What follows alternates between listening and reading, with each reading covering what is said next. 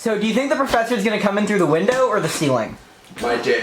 Seal. He's gonna barrel his way through my urethra. He's gonna like, it's like anti-sounding. Hello! I lied, I'm sorry guys. Heyo!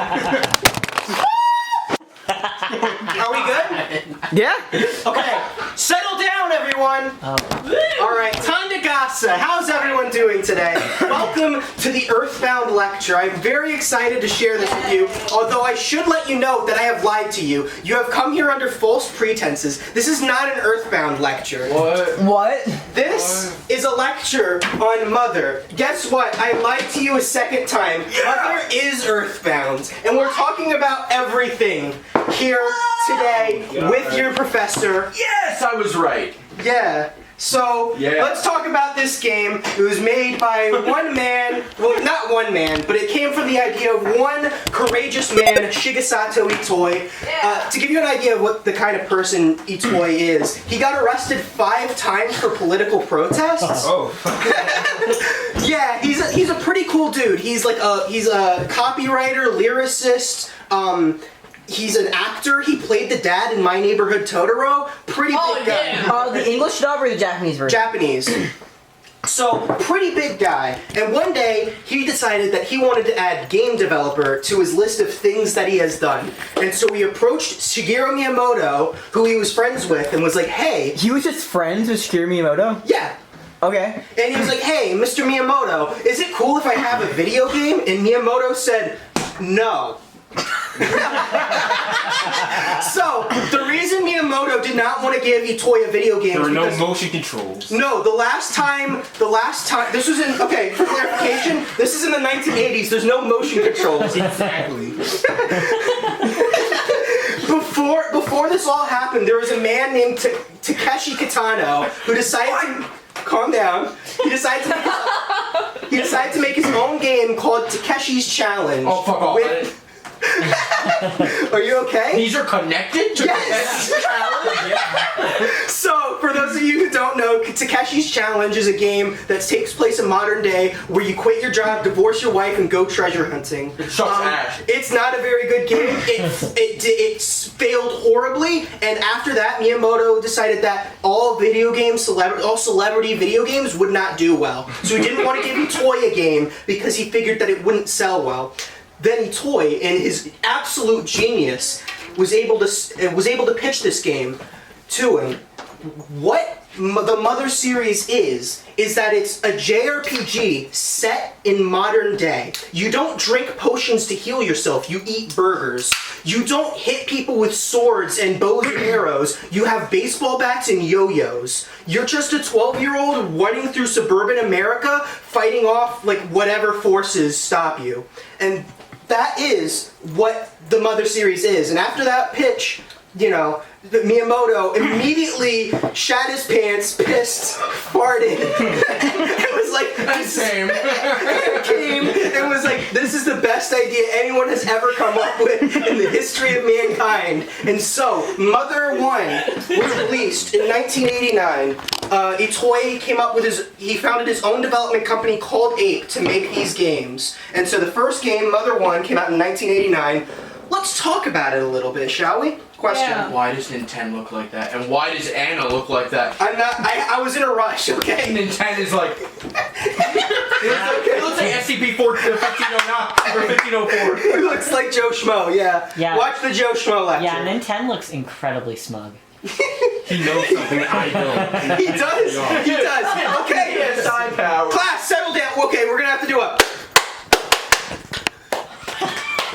You motherfucker! My hands are full, you cock baby. You disloyal fucks! Okay, so... You do that when you were We start off with the prologue. We start off with the prologue. It's the early 1900s, and there's a couple named George and Maria. No, George and Mary. George and Maria. I got it. God, whatever. George and Maria. George and Maria get abducted by aliens. Years pass. George finds his way back to Earth and just sequesters himself in his room to research some forbidden science. Maria was never found again. Oh. Sorry, Maria. Cut to 1980X, and with our boy Nintendo, who wakes up one morning, decides to leave his room, and immediately gets attacked by his lamp. Oh. So apparently an alien invasion is going on against America, and they're just doing a bunch of weird stuff. So there's just now ghosts in the town Ninten lives in of Mother's Day. So all the towns in Mother 1 are named after holidays. So the Ninten starts off in the town of Mother.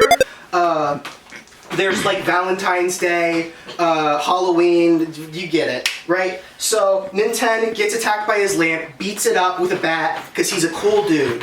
He finds out that his great-grandfather was George from the 1900s who researched that forbidden science. And that forbidden science he was researching was psychic powers, which Ninten now has. Holy fuck. Ninten is going to be our healer of the group, our physical attacker, and our tank all rolled into one. Holy Your game fuck. had psychic people.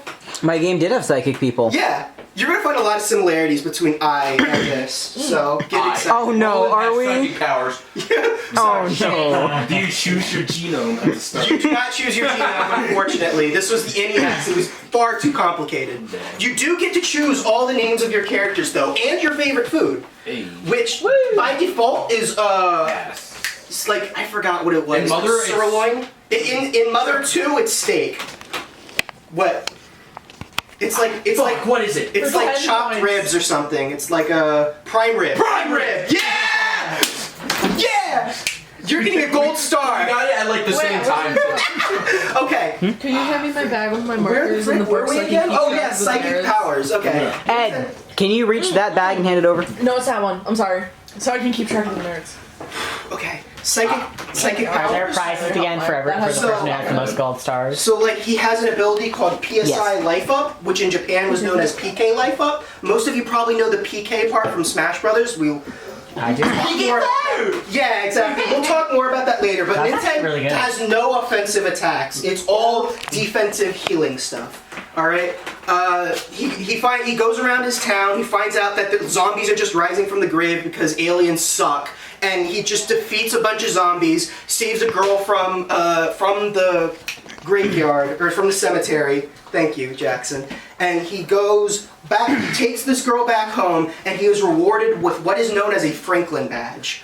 Yeah. So a Franklin badge was invented by Benjamin Franklin.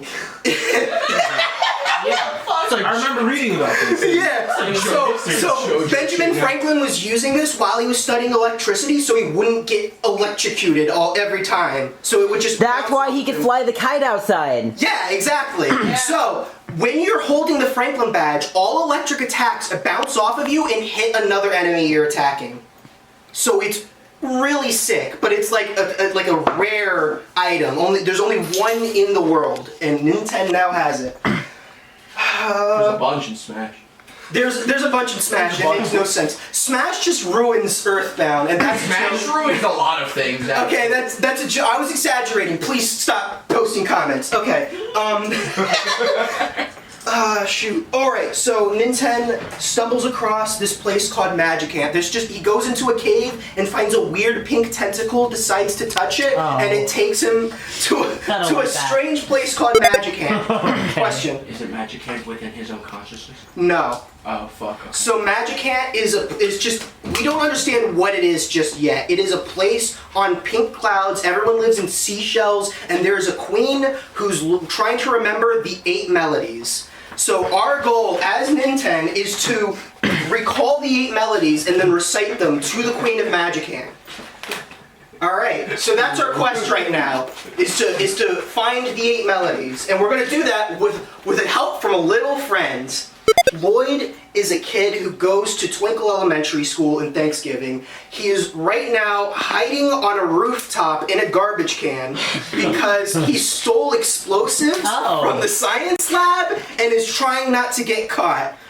You're able to coax him out of the garbage can and he joins your team. That is such an awesome character intro. Exactly. Question, Jackson. Can't end his face, bro. I like so I can tell you tried to differentiate her from Paula. Lloyd, the guy with the glasses. Headlines are Okay, lost. this is why this lecture is going to be 3 hours. Thanks, Jackson. Thank you. Sorry. It's okay. I But think- anyways, Lloyd. This is a character So named Pooh. Lloyd has no psychic powers. He is just a nerd. He's going to be our tactician of the group. Instead of attacking with psychic powers, he's just able to use like death rays and explosives, and that's how he attacks his enemies. It's classic His nerd. signature Batman. is the bottle rocket, which he's able to launch at an enemy. Like his assist trophy in Smash. That's a different Yeah. character. That's Oh fuck! You're right. Oh boy, my All right. boy. That didn't spoil So that's anything. that didn't. Don't worry. That's Lloyd. We have Anna. We find Anna in the town of Reindeer. Basically, That's not instead a of holiday. having one Christmas, there's a bunch of like satellite towns named after Christmassy things like Santa, Snowman, Reindeer. Snowman Snowman has a really iconic theme. We might Yeah. play it up here. Well, I actually don't remember what it is. What? Whatever. So Anna's mom went missing.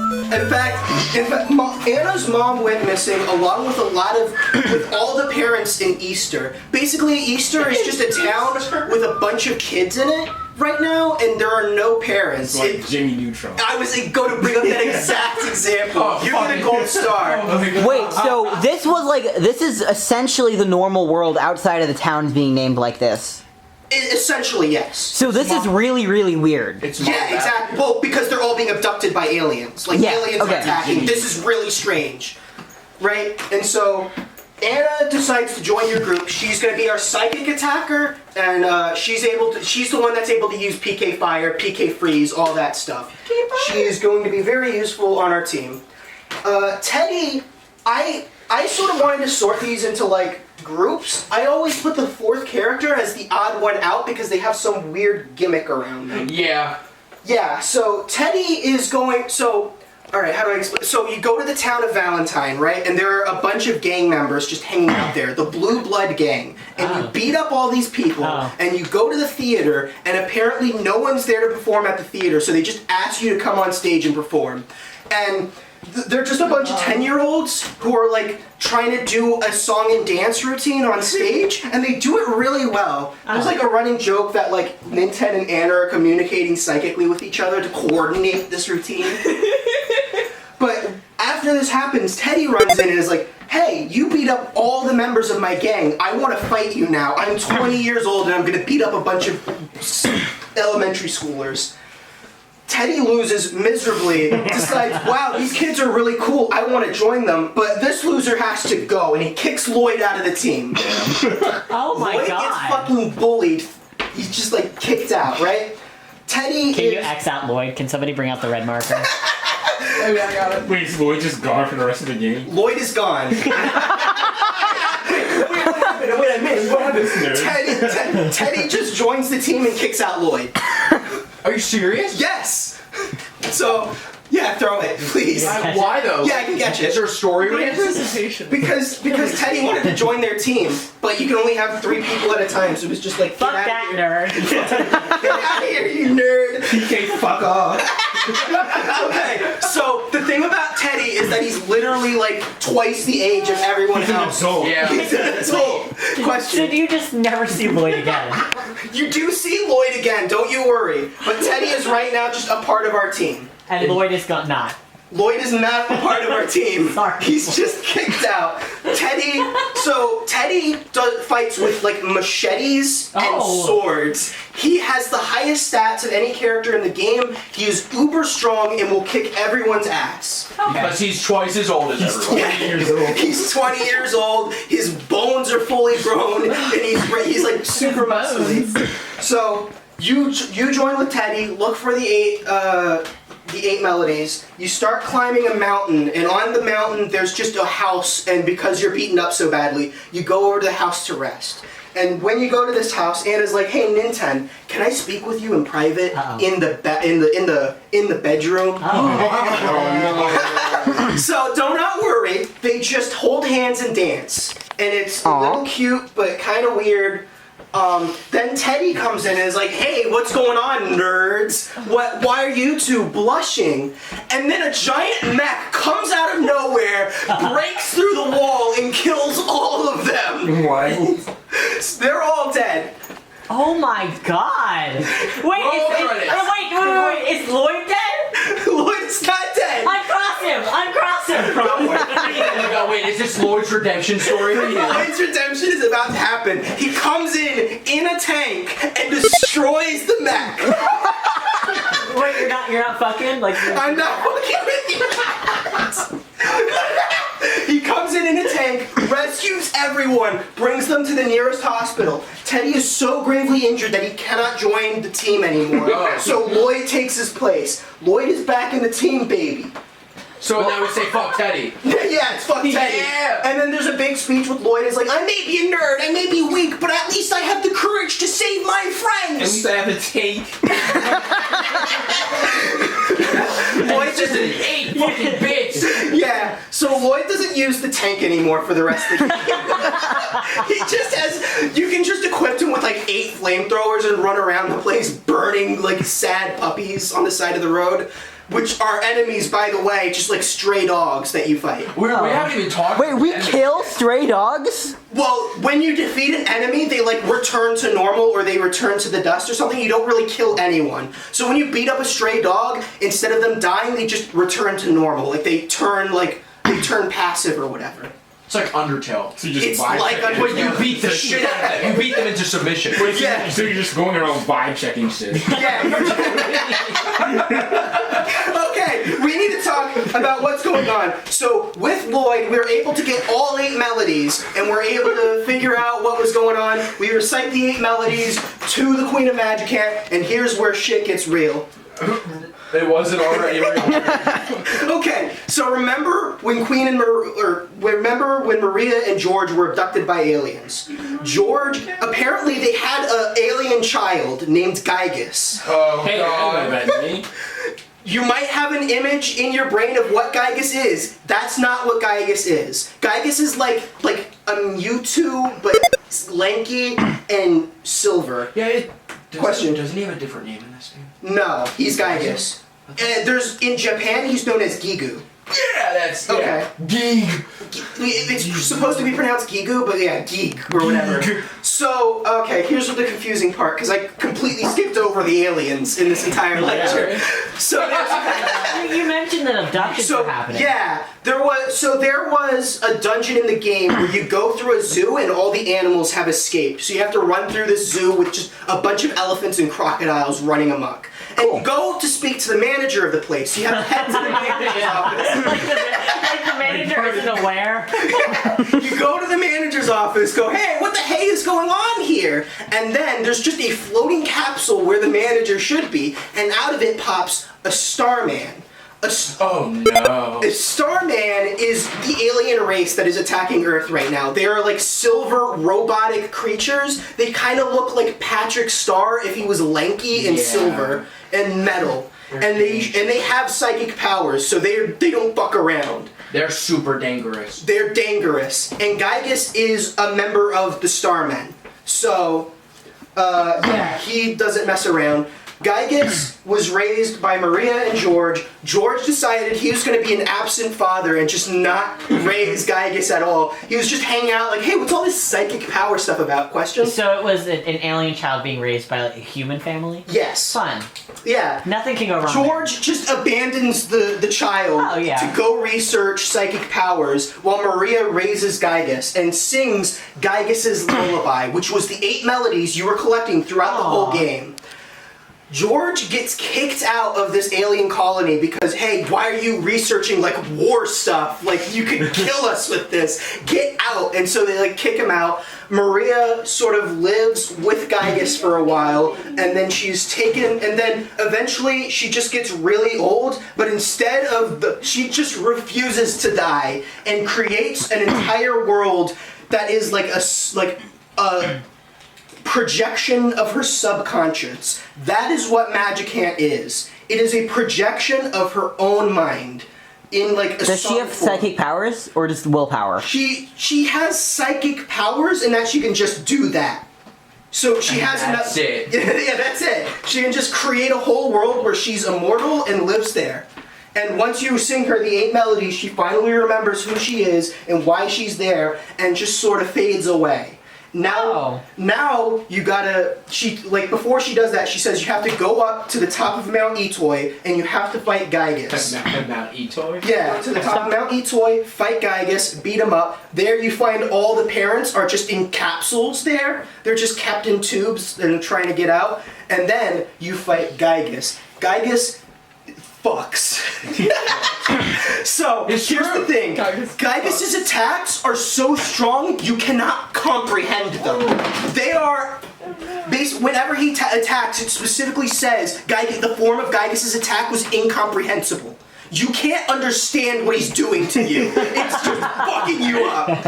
As a bonus, Giygas is so swole that nothing you throw at him will hurt you. He is impervious to damage, both physical and psychic. So how do you fight him? That's a good question. Before we get to that, Does Lloyd bring back the tank? Lloyd does not bring back the tank. In order to defeat Giygas, we have to sing him the 8 melodies. Oh. The lullaby Maria sang him that will make him passive and just decide not to fuck with America anymore. Okay. Question. How does this play out in game mechanics? So first, Giygas starts saying, Ninten, I will spare you because I understand your great-grandmother was my, mom, and so we're related. I will spare you, but I will fuck over everyone else in humanity. And then you just agree not to do that, and so the following battle, you don't attack him, you just have to keep your party alive while you sing him the lullaby. And he will constantly stop you from singing the lullaby as it continues. Eventually you have to do it 8 times and then he's defeated. Jackson, did you have a question? They only attack America? They're only attacking America right In a Japanese-only game. Yeah. They don't, the whole game Fuck is you people specifically. they're using dollar bills and stuff. They were pissed. Yeah. Specifically at America. Fake invade Well, what did America ever do to Japan? Why would they... Oh, stop that. Fuck off. Alright. We're gonna get canceled. Okay, Ninten and the team beat Giygas. He decides to stop attacking America. He flies off. All is well. America is saved. The ends of Mother 1. Great game, everybody. Don't you agree? Yay! Yeah. Apparently so did Japan because this game did fucking bonkers good. This game was incredible. It sold really well, and so they decided to port it to America. Hey, how'd that go? I'm about to tell you. So they got a localization team together, led by a man named Phil Sandhop. They were working on an NES port of Mother 1, and it got completed. They finished the port, and then they just never released it. Oh. So the 3 reasons why that didn't happen is because there was just no promotion for this game in America at the time. They were already moving over to the SNES, and Mother 1, because it's a JRPG on the NES, had to have a save system in place, which required them to put batteries in the cartridges, making printing more expensive. Right. So, because of all that, they decided it wasn't worth it to release this game in America, and so they just didn't. There was 1 prototype cartridge sold at an auction, and that was the end of it. Then Etoy decided to go even crazier. Mother 2, he started work on it, and then it got completed in 1994. And then this time they were like, all right, let's not mess around. We know what to do. They decided to start the port immediately to America. And in 1995, it was completed. The localization team was. Question? Is it 1994 for the Japanese release? 1994 in Japan, 1995 in America. Marcus Lindbaum led the the localization team. It took 8 months to localize, and Marcus worked every day of those 8 months, except for 2. When his daughter was born and the day after. Wow. Those were the only 2 days he took off. Because the team was so inspired by his hard work that they put his daughter's name into the game as Nina, as an NPC that is not named in the original Japanese release of the game. Pretty cool, right? Yeah. That's very So nice. to give you an idea of how hard it was to port this game to America, so what Mother 2 does is that it, instead of just displaying text from code, it will generate its own text. So, for instance, if you're talking to an NPC as one person, the NPC will refer to one person. But if you have multiple people in your party, your NPC will refer to all of you by generating text relating based off of like how many people are in your party. So, because of how grammar works in Japan and in English, they had to reprogram this entire system to get this to work. Marcus considers this one of his greatest achievements. There's an entire book on the localization of Mother 2, which came to the US as Earthbound. It was released by a man named Clyde Mandolin. He's really cool. I suggest you look him up after this lecture. So do you need to play Mother 1 to understand what's going on in Earthbound? No, you do not. Do not worry. It's not necessary. Let's start talking about Earthbound anyways. So the game takes place in the town of Onet in Eagle Land. Not America, Eagle Land. Is there a reason they changed that? No, it's just a different place. From what we can tell, this might not even be the same like Earth as Mother 1. It Like, might be it's somewhere not else. the same, like...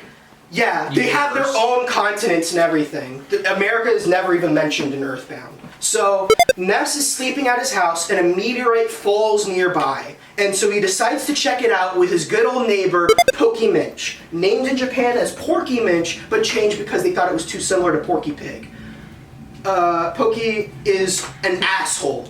He fucking sucks. Basically, there's a bunch of like stray dogs that you have to find while you're climbing up the hill where the meteorite fell, and in your party, Porky will just use you as a human shield and play dead. Oh, yeah. Yeah, Porky's an asshole. Just remember that. He's not a good person. You go up to the meteorite, and something flies out of it that seems to be a bee, but isn't. This is Buzz. He has traveled back in time from the future to tell Ness that everything is fucked. The future's just totally destroyed. Giygas has apparently destroyed everything right now. Yeah, Is this the same Giygas? the same Giygas. The stories between the games are connected in very minute So it's like amounts. Xenoblade. But you don't have to play each one of them in order to understand them. Yeah. So Giygas is apparently attacking the future, and he's destroyed everything. But the apple, there's a thing called the Apple of Enlightenment, which can foretell the future. And the Apple of Enlightenment says that Ness and 3 friends will band together and defeat Giygas. So that is Ness's quest. In order to do this, he has to go find the 8 Your Sanctuary locations and record the 8 melodies. Not the same 8 melodies from Mother 1. These are just the Song of the Earth, and once they're all collected, there's sort of like a Buddhist awakening inside of Ness where he gets to go inside his own mind and conquer his worst fears and unlock his full psychic potential. So that is Ness's quest. Go to the 8 Your Sanctuary locations, find the 8 melodies, and then fuck up Giygas. When Ness takes Porky home, and Porky's parents are like angry at him because he wasn't supposed to investigate the weird meteorite on the hill, and he's just immediately grounded. Porky's dad takes him to the back room and beats him. It's pretty fucked up. There's sound effects and everything. Yeah, in the American version, they tried to change it so the sound effect was him getting yelled at instead of him getting hit, but they all sound the same, so it still sounds like he's getting his ass beat. A+ for effort. Yeah. So, Porky's grounded, getting his ass whooped. Porky's mom thinks Buzz is a dung beetle and just kills him. Buzz is now dead. There's even a dramatic scene where Buzz is like talking about, oh, I see a light, I'm fading, I'm about to pass. Ness, you must gather the 8 Your Sanctuary locations. Can you draw a little Buzz in XML? Oh my god. Is this what's the tone of this right now? This is like dramatic. Oh geez, okay. Like this is supposed to be like a very dramatic scene because this was the guy. They like a Starman attacks before all this happens, and Buzz saves them. Doesn't Buzz one-shot the Starman? Buzz does not one-shot the Starman, but like the Starman is no match for Buzz. Yeah. Oh yeah. Bye, Buzz. It's the little. Buzz fucks shit up. Buzz does not fuck no around. match for Porky's mom, bro. That foot was too thick. All right, so let's talk about all of Ness's friends. Paula. Ezri. So Paula for a second. has been at this point in the game. Paula has been kidnapped by the Happy Cult. They're just a group of cultists who want to paint everything blue. They want to make the entire world blue. Their belief system is based off of the color blue. Oh. And so Paula asks Ness to save her from the Happy cult. And in order to help him, Paula gives Ness the Franklin badge. Oh. From Mother One. Aww. It sort of transfers over, and Ness picks this up, puts it on, beats up the Happy cult, all is right with the world. Apparently, Porky joined the Happy cult and was fighting against you during this. He was sending like goons after you and stuff. I thought you and Porky are friends. No, Poky's No. an asshole. Poky's an asshole. Porky is an asshole. Technically, Ness is Porky's only friend. And after he gets grounded and Ness goes on this journey, it's made clear to Porky that they will never see each other again. Yeah, literally. Yeah, so this is like a dramatic thing for Porky where he just, okay, you know what, fuck you. They really got the playground drama right in this. Becomes the Yeah. abuser. So cultists are going after, you save Paula, you get her out of there. There's some more stuff going on during this whole thing. Like, there's a guy called Everdrev who lives in Berglund Park, and this is only explained in the Japanese guide of the game, but Everdread apparently loaned the property that the Happyists are using to keep Paula kidnapped, holding her hostage, and Everdread's worried that, like, one, this is not a good thing, they're kidnapping little children, and two, I own that property, so I am liable. Ness, could you please go over there and kick some ass? And Ness does that, and Everdread's like, thanks, here's $10,000. So you saved his ass. Yeah, you saved his ass, you saved Paula's ass, and now with the $10,000, you can save the 5 more asses. The Runaway 5. A whole 5 more asses. And the asses of the entire world. Eventually, the asses of the entire world will be saved. Yeah. So, the Runaway 5 are a band, just a band that is, like, working at the Chaos Theater right now and performing, and they have been, like, locked there under contract until they raise $10,000. What a coincidence. We have $10,000 right here, pay off their debts, the Runaway 5 are free, and you get a free ride with them. Before I forget, there's a few more 2 more characters we need to talk about. That is Orange Kid and Apple Kid. Orange Kid is a boy genius. Everyone in Tucson loves Orange Kid. By the way, the towns are numbered, so you have Onet. One hit. No, it's Onet. I actually looked this up. Fuck you. In the original Japanese version of the game, because of how Japanese works, they use syllables rather than words, and the syllable used for Onet is just own, not one. So it's Onet. Own's not a number. It's not a number, but they're not using it. But it spells out one, O-N-E. One hit. It's Onet. One. It's Onet. Like, it's officially Onet. You're just wrong. So Onet. Is it gonna be the Ouroboros again? No, this is I came prepared because I knew this was gonna happen. So I looked it up, and it is official. It is pronounced Onet. You can't dispute me on this. So it's Onet, Tucson, Threed, and Forside. Those are the main towns. Rollins. So you get a ride from Tucson to Threed from the Runaway 5, and so anyways. Orange Kid is like a boy genius, right? He's trying to invent machines that will save humanity. And so he invents this one machine that's meant to save people, or like try to save everyone in the world. When you activate it, it plays Orange Man or Orange Kid's theme song and then just disintegrates. So not good. Apple Kid lives in his own waste. He's human garbage. Nobody likes him. He's a hoarder. He's gross. And all of his inventions are useless. Like, for instance, he invents a machine that erases pencils called a pencil eraser. It just deletes pencils from existence, and that's all it does. As it turns out, there is a pencil in your way to get to where the Happyists are. So having this item is essential to your quest, to erase pencils that are blocking your path. So Apple Kid, everyone thinks is garbage, but he's really useful. Orange Kid, everyone thinks he's a genius, and his machines do nothing. Okay, let's move on to Jeff. Basically what happens is in Threed, Ness and Paula get kidnapped, both at the same time, and Paula has to send a psychic message over to Jeff to have them come save them.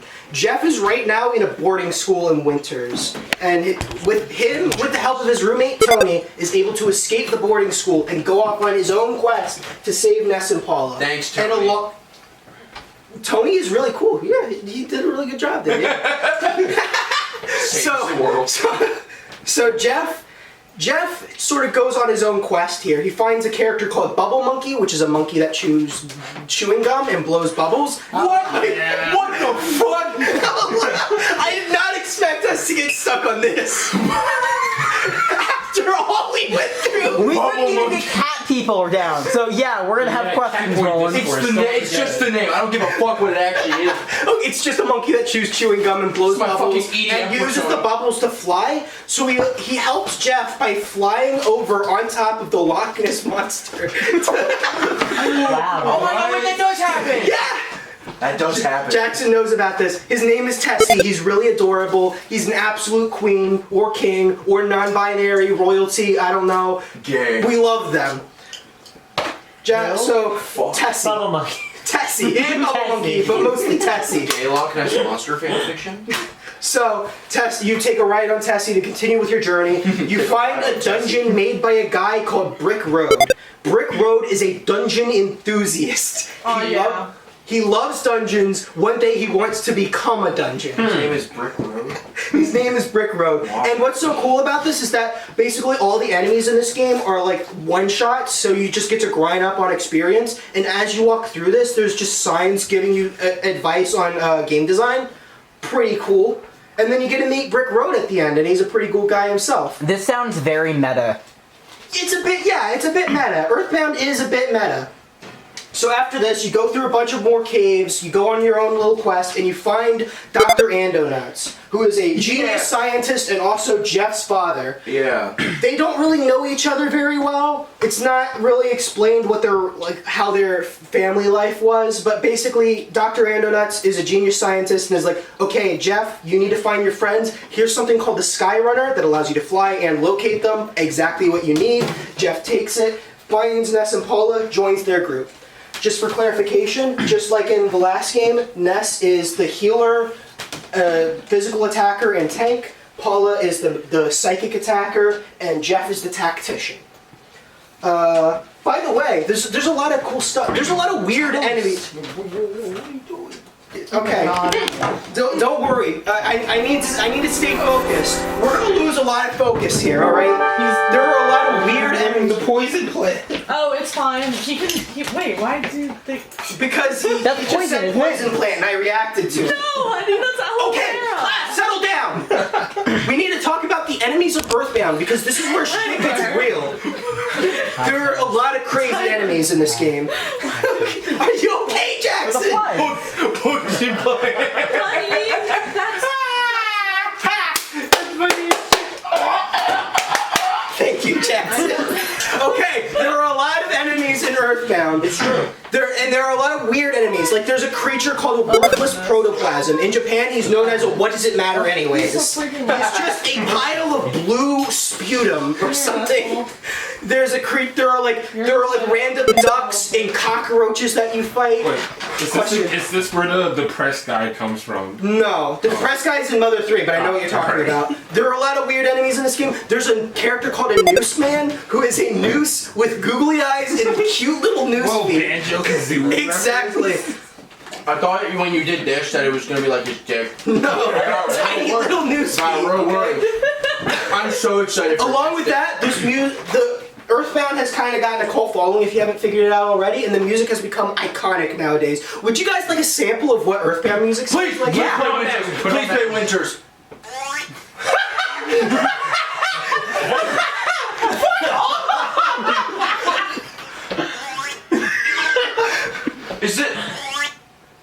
Is this like bangs? wait, okay, but is this Put a an beat to actual, are we being serious? Yes! Yeah. They use like groan tubes and stuff in the music. Okay, but is that just by itself a music track? No, there are like it uses groan tubes as It an was a instrument. bit. I got excited for nothing. Okay. Alright, the backgrounds of these fights are also iconic. They're just like trippy. They're called video drugs in Japan. LSD. They're just weird little pieces of footage that don't display anything but like psychic nonsense and patterns. Like when you put on a song on It's your like a computer, visualizer. and there's a visualizer. That's what all the backgrounds in Earthbound look like. So pretty cool. Looks pretty nice. All right. we need to talk about a few more characters before we move on to Pooh. So, His name is Pooh. after we meet Jeff, we come across a place called Saturn Valley. Okay, class. Saturn Valley. Who knows what a Mr. Saturn is? Jackson and Ed. Small, fat, fucking. Hang on. I don't know. I just played Smash. It's literally this. Imagine a sphere, right? And then you like it's something you would draw. Literally, okay. There's lore behind this actually. Wait, what? There's lore behind what Draw. Mr. Saturns are. Basically, the Mr. Saturns are these little like things. They're literally like about this big, like this high, right? And they have little like big fucking noses and eyebrows and like little. They don't have hands. They just have feet. And they wear like bow ties, like red bow ties or some shit. And what is? Yeah, That's a Mr. Saturn. It very poorly drawn, but abstracted. That's extremely poorly done. Yeah, it's very abstracted. It's a drawing for the lesson. Yeah. All we've been doing this whole time. So, Let me look this yeah, up. there's a town called Saturn Valley, and in there rests Mr. Saturns. Now, for clarification, the title Mr. Saturn doesn't mean they're all men. There are female Mr. Saturns. they're just called Yeah, called there's Saturns. one specific Mr. Saturn that just says "am girl," boy. They all speak.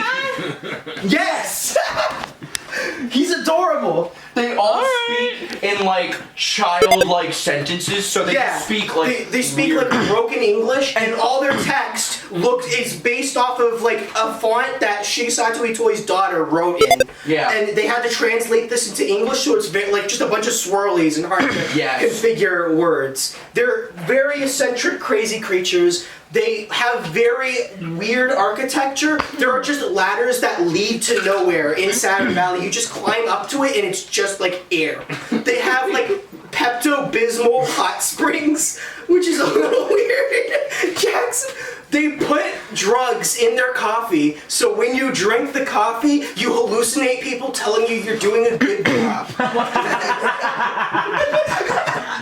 Oh I don't know where that tickled me so bad. Alright. Mr. Saturns, we gotta go on to Foreside. Foreside is a company town owned by a guy called Mr. Monotoli. He has his own building, and he's gonna be our main villain. Porky is apparently his political advisor in this game. And Porky even brings on his dad to join him in the Monotoli building. They both live there. And now Porky's mom lives alone with their little brother, Picky. And Porky's mom just leaves to go find other guys to date, and Picky's just left alone at home. If you go to Picky's house at this point in the game, he's just in his room crying. Because all of his parents are gone, his brother left, and he has no clue what's going on. Some unfortunate fucking names. Yeah.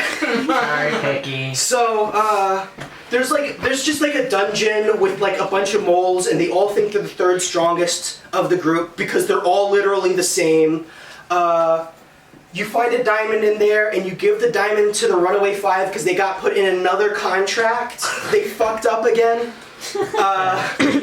Stuff's crazy, but most importantly, in like this cafe in Foreside, just in the back of the cafe is this weird other town called Moonside. Moonside is fucking, I don't know how to fucking describe Moonside. Okay, so it is just a black screen and all the buildings are just neon outlines. All the NPCs in Moonside talking really weird like phrases. There's one NPC in particular I remember to this day who just asks. He's like in a museum where there's a bunch of fossils, and he asks you, "Hey, do you know whose bones these are?" Your bones. My bones. Bones. Bone.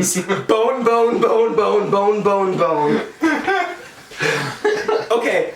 Also, Jackson, you're gonna have to calm down! It's funny as fuck! Okay, I'm sorry. Okay. Holy cow, I lost my track of thought. Okay. Train of thought. Thank you. You're welcome. Moonside. Moonside. There We're are talking about bones. Yeah, in Moonside, no means yes and yes means no, so you have to adjust what options you pick in dialogue to this. So if you go to a hotel and you ask to stay a night, you have to say no, I don't want to stay a night, to stay a night. Okay. That's Moonside for you. This is apparently being run by something known as the Manny Manny statue. The leader of the, what was it called? The Happy Happy cult had this Manny Manny statue, and it somehow found its way to Moonside. And so you have to go over there, beat up the Manny Manny statue, and once it's destroyed, it turns out this entire town was just an illusion created by the statue, and it crumbles into bits. Oh. Where does the statue get its power? It's not exactly known, so question. Isn't there like a thing? Is that Nessa's nightmare? That's what I'm trying Okay, to... Is that you're going later? way ahead. We have Way a lot ahead? to explain. Excuse me. Sorry. Put the name off. It's okay. So We'll get there. Who's it? yeah, we will get there. I'll shut the fuck up. Sorry, I was... No, it's fine. Was there another question? Okay, so Come. the Manny Manny statue first originated. Like, there's a guy who lives on the mountain that the meteorite fell on called Liar X Adjuri. That's his actual name, and he's been trying to dig a hole under his house to find buried treasure, and in there he finds the Manny Manny statue, which is believed to be an artifact created by Giygas to corrupt people. Oh. There are just random like people running around. There's like this enemy called the New Age Retro Hippie, and when you fight him, it plays like the beginning tracks of Johnny Be Good, which is pretty cool. There's just a character called a Cranky Lady. What's Yes. Johnny Be Good? Johnny Be Good is a song. From... Back to the Future. Really? I don't remember who made it. It was It's a by song. somebody. But you've never heard Johnny Be Good before? I've never heard it either. Maybe It's I like have, a I just don't classic know. famous riff. It's used in a lot of like things like that. Yeah, I know it's from Back to Her Fair Jar, but... yeah. It was its own Oh, song. so it's like the Amen break then. Yeah. Shoot, what was it? Yeah. And so the Manny Manny statue is just corrupting random people in Eagle Land. So that's what the Manny Manny statue is doing. You finally defeat him. He's gone for good. I ate all the fries. Okay. I think we can move on to Pooh. Finally. And I oops. So, in the town of Summers, which is like a vacation town, there is just a lady who sells magic cakes. And when you eat the magic cakes, you just hallucinate. That's me. You just So, when Ness eats the magic cake, he hallucinates a far-off world called Dalam, where a kid named Pooh is finishing his psychic training. So, Pooh is from an entirely different country. Because of that, he has a different taste. He has a different palate. So when you feed him burgers, it doesn't heal him as much as if you fed him rice scroll or something like that. As a bonus, along with that, rather, all PP items, which psychic... I should not have said that. Psychic...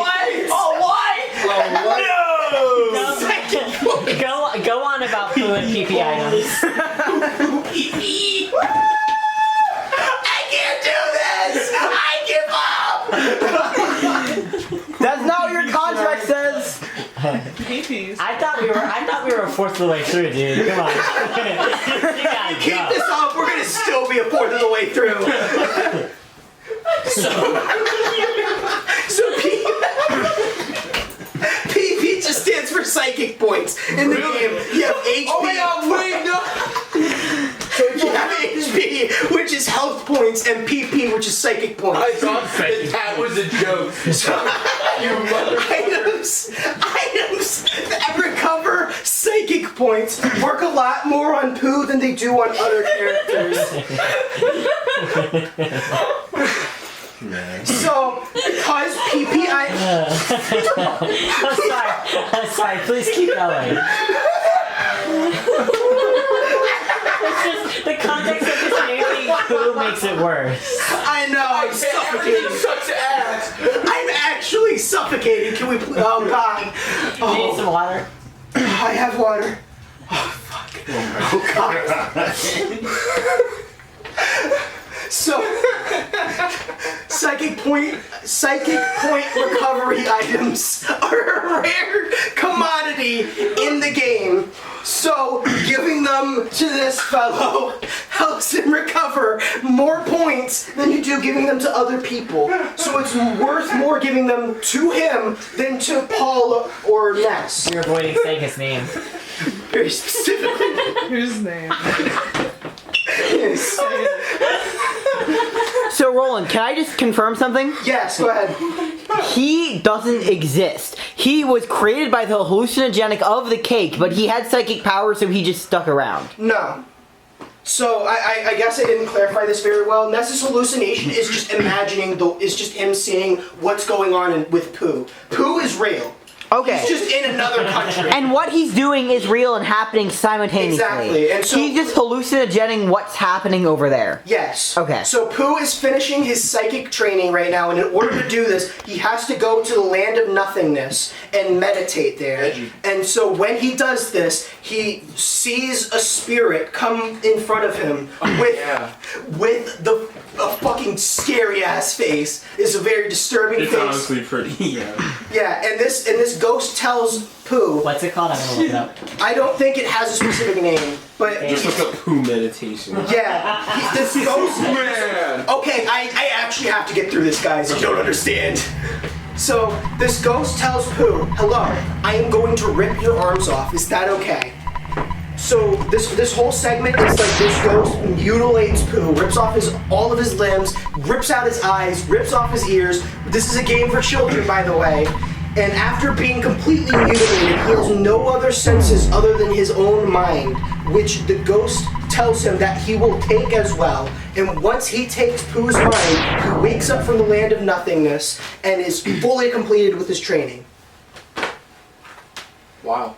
Whew. Now Pooh is super strong. Later on, he learns the ability of PK Starstorm, which is the strongest move. It's like the big magic ability of the Earthbound You series. could say it's a final smash. It's a final smash, yeah.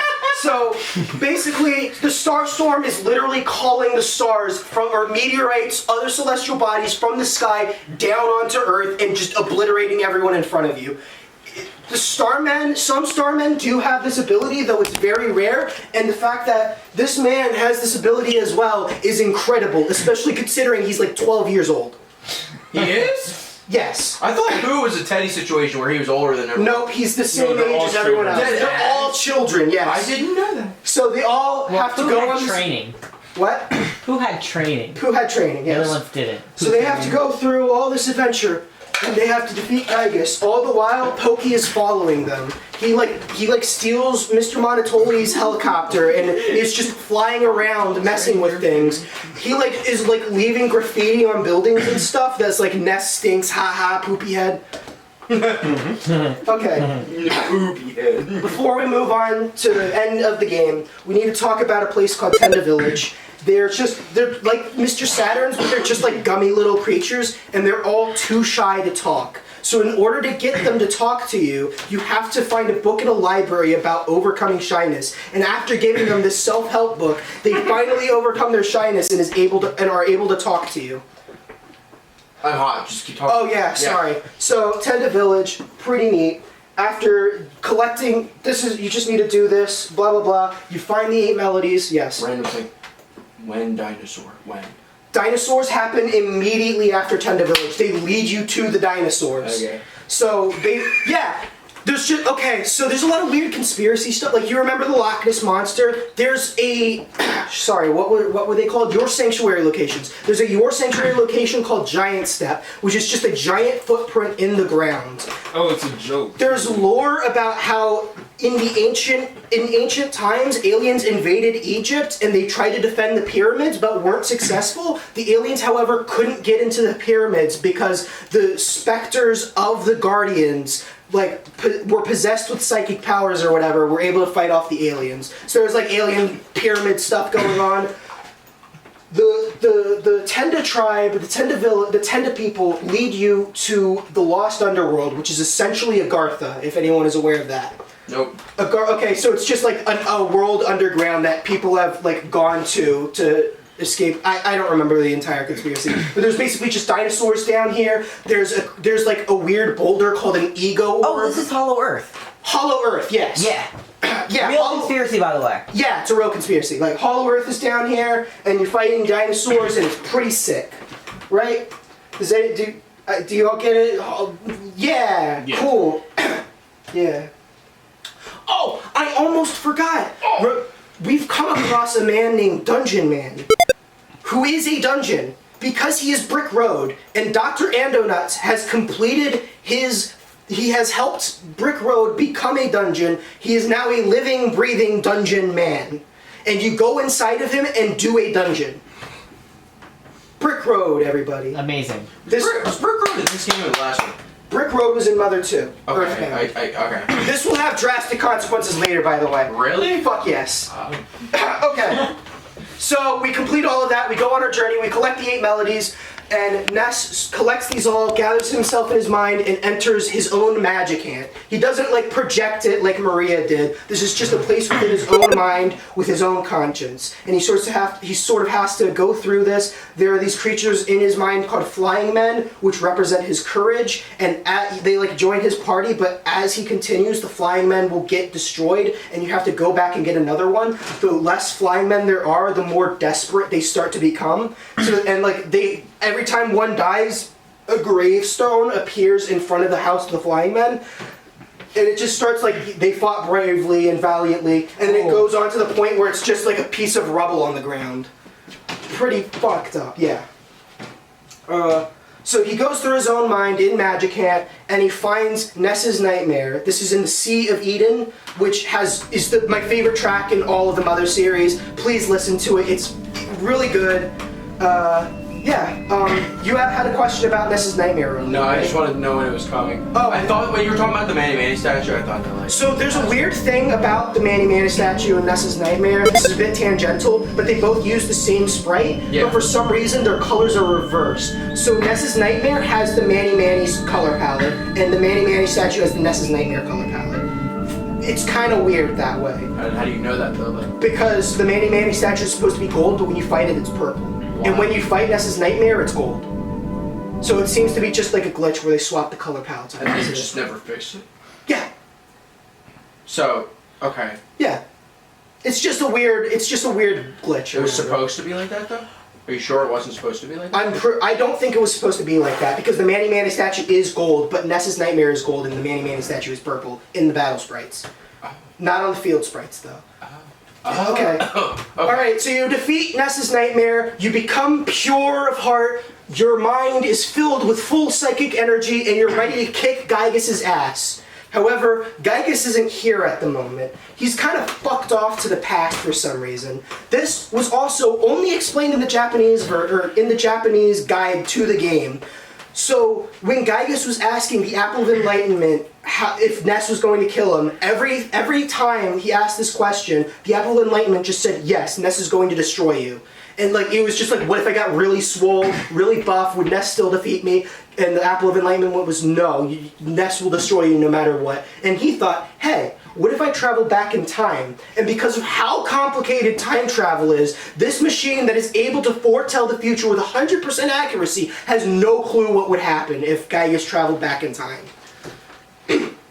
So, Ness has to figure out how to go back in time. And he contacts Dr. Andonuts, who's now working with the Mr. Saturns and Apple Kid to all get together and create a machine that can travel back in time. Question. Is Apple Kid finally recognized for his genius? Yes. Okay. Like, Dr. Andonuts is like your very important person who's part of this project, and so are the Mr. Saturns whose zaniness or help us think outside of the box and come up with crazy ideas. What's that for? Oh, that's a question, sorry. Is Mr. Orange still with us? Orange Kid doesn't Orange exist. Kid. Orange Kid is just still in Tucson making useless stuff. Okay. So, yeah, they all get together and they're able to create a machine that can travel through time, however it cannot take organic matter with them. So in order for Ness and his friends to go back in time, they have to put their spirits into robots and take those back in time. Yes. Welcome to the Cave of the Past, ladies and gentlemen. This is the most terrifying part of the game. Oh, I'm so excited. Kids wet their pants here. I'm so the song that plays when you're in the Cave of the Past is just called The Place. It samples Daedra from Beach Boys, just like this weird synth that is just used to make this horrifying ambiance. It is the only instrument in the song. It's fucked up. I'm so excited. Also, like, if you're not like really high level by this point, I'm pretty sure I've heard somewhere that you like can't go back, right? You cannot go back at this point. So you're like, fucked. yeah, you have to be like really high level. So there are these items in the game called 1 in 128 items, which are like super rare drops from enemies. At this point in the game, they become like your character's best equipment. One thing I forgot to mention about Pooh is that he cannot equip any weapons. He fights barehanded because he's just such a badass. He's got hands. He's Yes, long. but you can find a weapon for him called the Sword of Kings. It is a rare drop from the Superstar Man, and like it's 1 in 128 chance of him dropping it, and it's his best weapon because it's his only weapon. In the Cave of the... There's a little bit of confusion because in the Cave of the Past there's an enemy called the Bionic Kraken, which can drop Ness's best weapon, the Gutsy Bat. People got confused, or in the English guide for the game, they got confused between this enemy and an enemy in the Sea of Eden. So there were a bunch of people who thought they had to fight this other enemy to get this rare 1 in 128 item, and they just grinded on them for years and never got it. You're supposed to fight the Bionic Kraken instead in this part of the game, which is you can't go back to afterwards. Yeah. So how do they find out?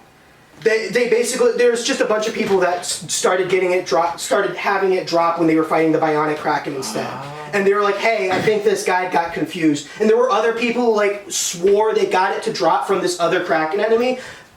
It's unclear, but we know the Bionic Kraken has a 1 in 128 chance of dropping it. Alright, so who's ready to fight Giygas? Yeah. We're about to beat the fuck out of Giygas. Okay, so question? No, I was. Oh yeah, that's the Hunger Games thing. Yeah. I forgot what it is. Apparently, Giygas has gotten so strong because he's so scared that Ness is going to destroy him that his physical body could not be contained by his sheer power. Oh my. And so he had to find a new vessel. This is called the Devil's Machine, and Giygas is right now inside of it, trying to be contained. Question. What does the Devil's Machine look like again? It looks like an orb, and for some reason it has Ness's face on it. Well, are we gonna get into like the actual lore, homie? What do you mean actual lore? You know, about like the Cave of the Past and what the entrance to where Giygas looks like. And Okay. Yeah. So there's a fan theory that Giygas is a fetus. This is completely bullshit. So the theory goes that the entrance to Giygas' lair kind of looks like a woman's reproductive system, and that Giygas kind of looks like an egg or a small like zygote or something maybe. And then when you actually fight Giygas, there's like he kind of looks like an what is it called, a fetus? So people think that Giygas is supposed to be a fetus that you're aborting. This is not fucking true at all. oh my god. Okay, so the theory comes from an interview with Shikasatu Itoi where he said that he went to when he was a kid, he went to the wrong movie theater and saw an R-rated movie instead called The Policeman and the Dismembered Beauty. People think that he cites a scene in this game where a scene in this movie where someone gets raped. That doesn't happen at all. There's no rape scene in this movie. It's just a very gory murder scene that he's talking about. And he talks about how the scene gave him a bunch of trauma. Sorry. So this next fight is just going to be Itoi's trauma being directed straight at you. But before that, we have to fight the Devil's Machine and Porky Minch, who's been working with Giygas this whole time. Oh fuck! Porky like shows up and is like, "Sup, nerds? I heard you wanted to defeat Giygas. Guess what? Fuck you!" And then you fight him. And he's like a kid, right? He's like he's like 10 years old. Mommy should do it to you. He has his own like phase distorter that allows him to travel through time. We don't know how he got it, assumingly Giygas gave it to him. Doesn't he say some shit like? Okay, I'm gonna let you go. Okay, We'll get yeah. there. So, Porky and Ness and all this whole fight's going on. The song that plays is called Porky Means Business. It is fucking amazing. It's like the Megalovania of Earthbound. This is the song that gets remixed the most out of any song in the game. There are like metal covers, like rock covers, like every kind of cover you can think of. There's a Porky Means Business version of it. It is sick. Everyone loves this song. Listen to it on your own time if you get the chance.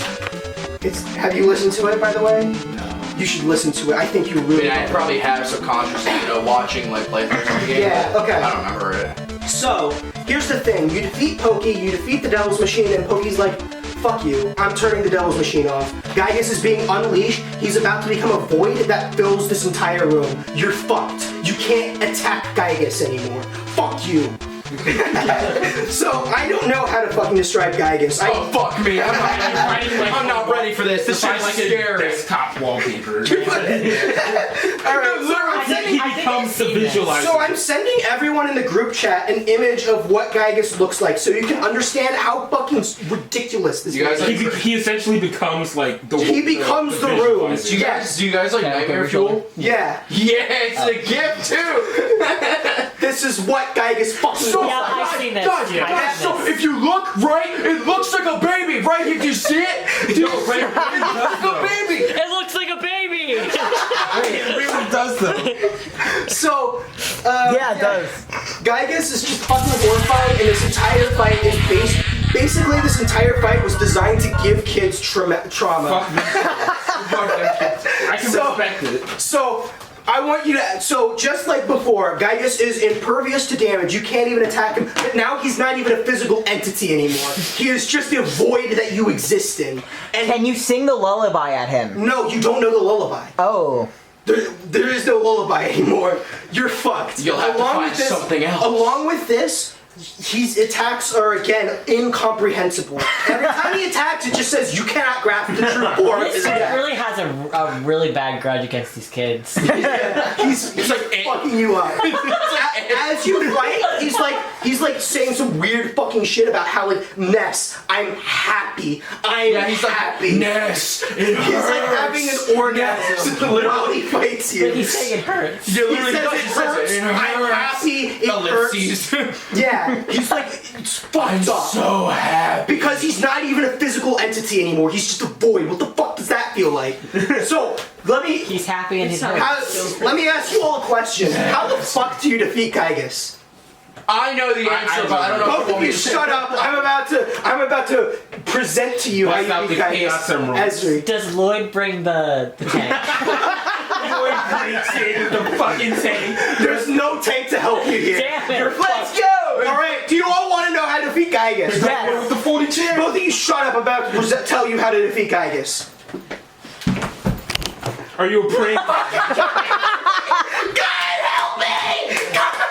God help me! So you use the power of Christianity. You pray. You just Literally, pray. that's what you do. Yeah, literally, you It's just not even a joke. pray. It's not even a joke. It's literally the attack you use. So, as you pray, what happens is you contact all the people you met along the way to create a spirit bomb that will People of Earth, lend me your energy. Yeah, so you like contact the Runaway Five, you contact Apple Kid, the Mr. Saturns, everyone's families, all of them get together and pray for your safety. But it's not fucking enough. Oh. It's still not enough to defeat Giygas. The power of the Earth cannot stop him now. There's only one person who can help at this point. And as you continue to pray, the dialogue shows just a blank name kept praying. Who is the last person that will save us? It's you! And you! And you! And you! And you! All of us together, pray right now! Pray! Giygas is right now in the past, killing Ness and his friends. You all need to pray. You don't have to if you don't want to. This is just for the joke. Send your energy.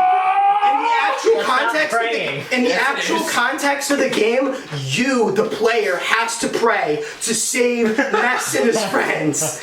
I mean, the game doesn't actually detect if you're praying or not. It just displays your name and that you kept praying. Eat that pussy 4-4 cock. You need 5 kept praying, yeah. So, once you do that, Giygas is fucked. He's dead, he's defeated, finally, it's over. Giygas is no more. We finally defeated him. Power of Christ compels. Exactly. This man is fucked. The end. We return back to Earth. We've saved humanity. Everyone is fine. The world is saved. Thank you, everyone. Mikayla? Is it clear what they're praying to? They're praying to everyone on Earth to save them. Mr. Saturn is my god. Yes! Yeah, I think that it's not a reference to like a god, and it's more so. Like, Yeah, it's a psychic. prayer- You're sending a prayer psychic and- message. yeah. They're prayer more and like, psychic. we're scared as fuck and we don't know what to do. Fuck Like, it. I do say, How about pretend. 12-year-old? Look at me, looks like a fucking baby, please. Okay, so that's Earthbound, everyone. That's one of the fucking greatest games of all time. Giygas. And it did not sell well at all in America. That's gay. There's 3 reasons No for it. boobs? I'm out. One reason is that the game was marketed really horribly. There was only one ad in a Nintendo Power magazine that tried to advertise the game as like a gross out humor adventure. Yeah. Because you fight like piles of barf in the game. They Is were it like, like- hey, this game stinks. What the fuck is his name? The fucking... The boss. Mr. Boff? No, I don't Master think- Belch. Master Belch! He's just a pile of puke. Literally, that's what he is, with eyeballs. I don't think pitching this as a humor game after hearing that is Yeah. Not a good idea. Fuck But you no, all. that's the whole point, is that it's supposed to scare the fuck out of you. You're not supposed to be ready for it. It's Yeah. like the end of Undertale. It's You're the supposed original to fuck you up. It's the original quirky Earthbound inspired. Oh yeah, like the flower. Yeah, The flower it's the original Porky RPG. So they didn't advertise it well at all. As an addition, because they thought Americans were so stupid, they sold the game with the guide to how to beat the game.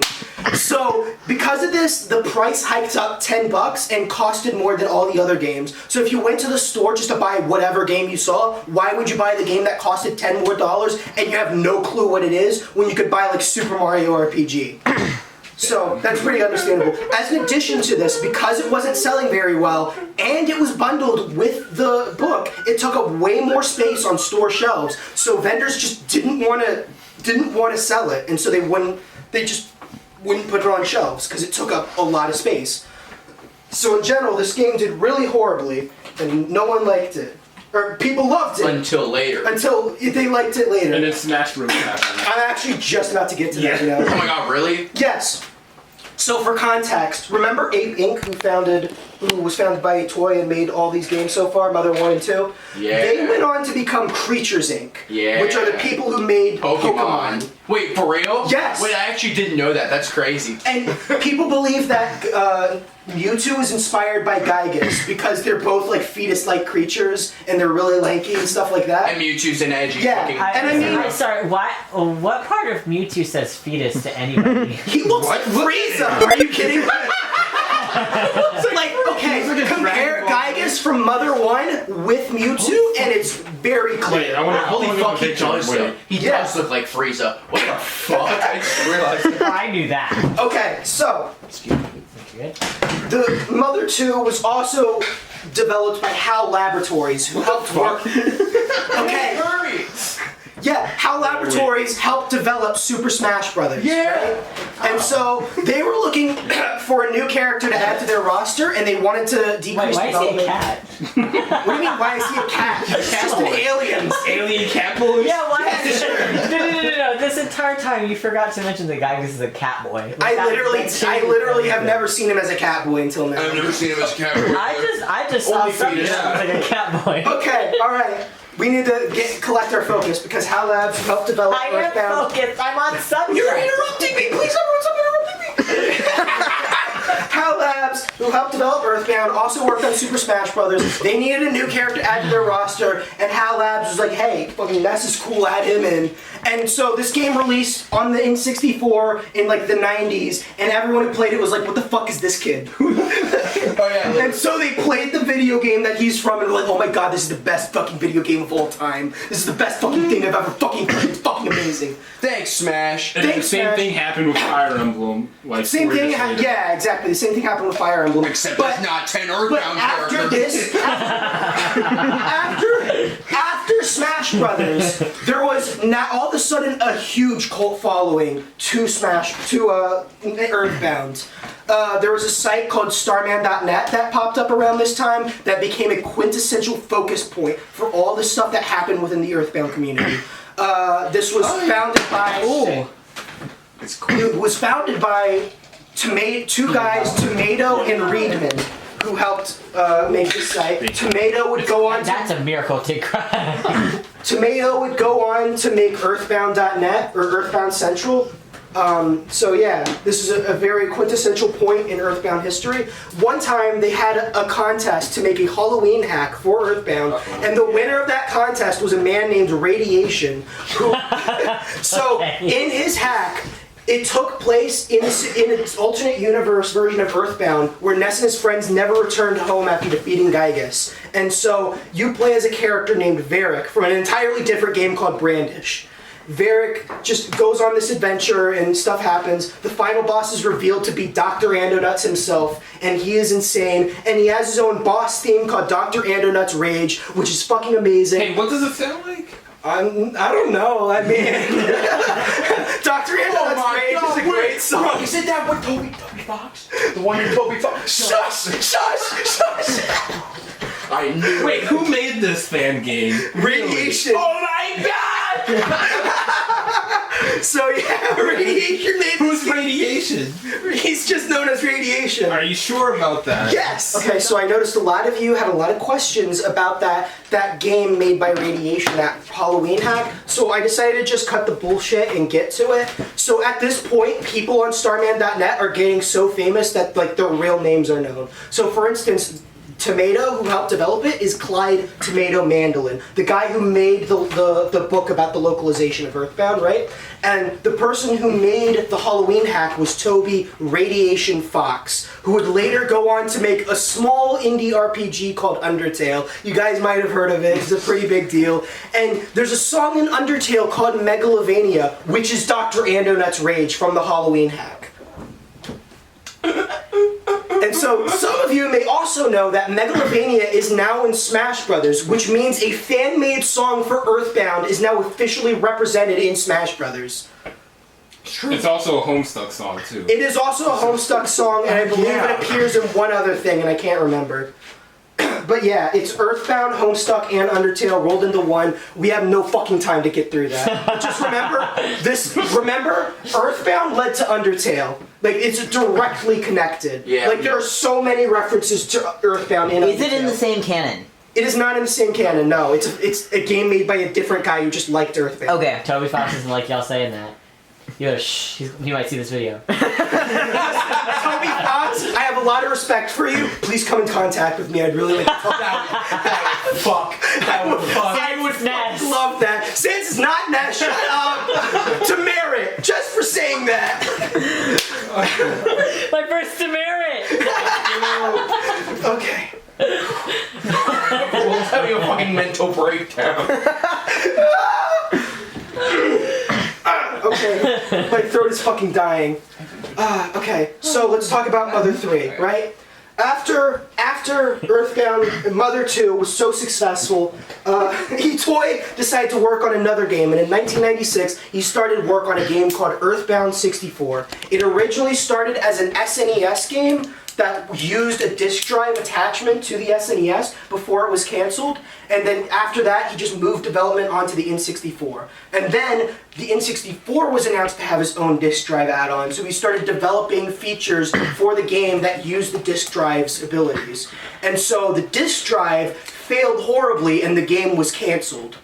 And after all this happened, Toy talked to Miyamoto and was like, please, can I make this fucking game? I really want to make this game. And Miyamoto was like, okay, listen, you can develop your game on the GBA, but that's it.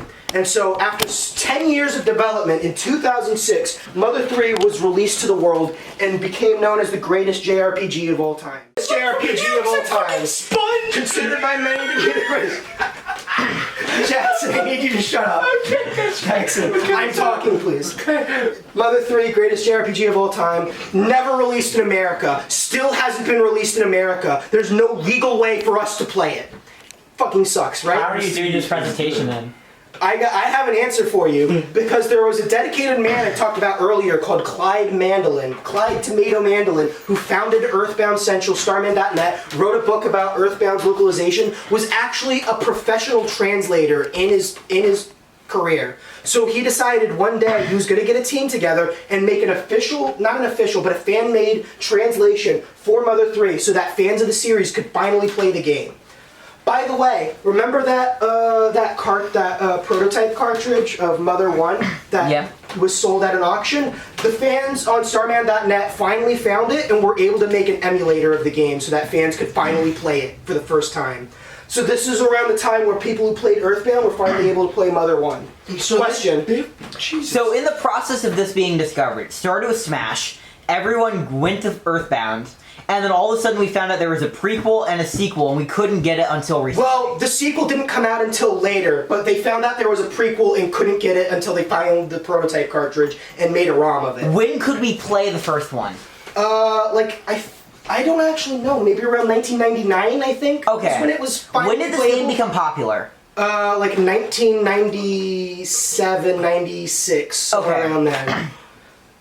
Okay. Mother 1, Mother 2, Mother 3 didn't release in America. One man made a full translation for the game so English players could finally play it. There's a lot of lore behind why this game hasn't come out. While Clyde Mandolin was working on the translation for this game, he got an email from someone claiming to be have connections with Nintendo, saying if you release this game, Nintendo will have no motivation to make an official Mother 3 translation, and the game will just never officially come out in America.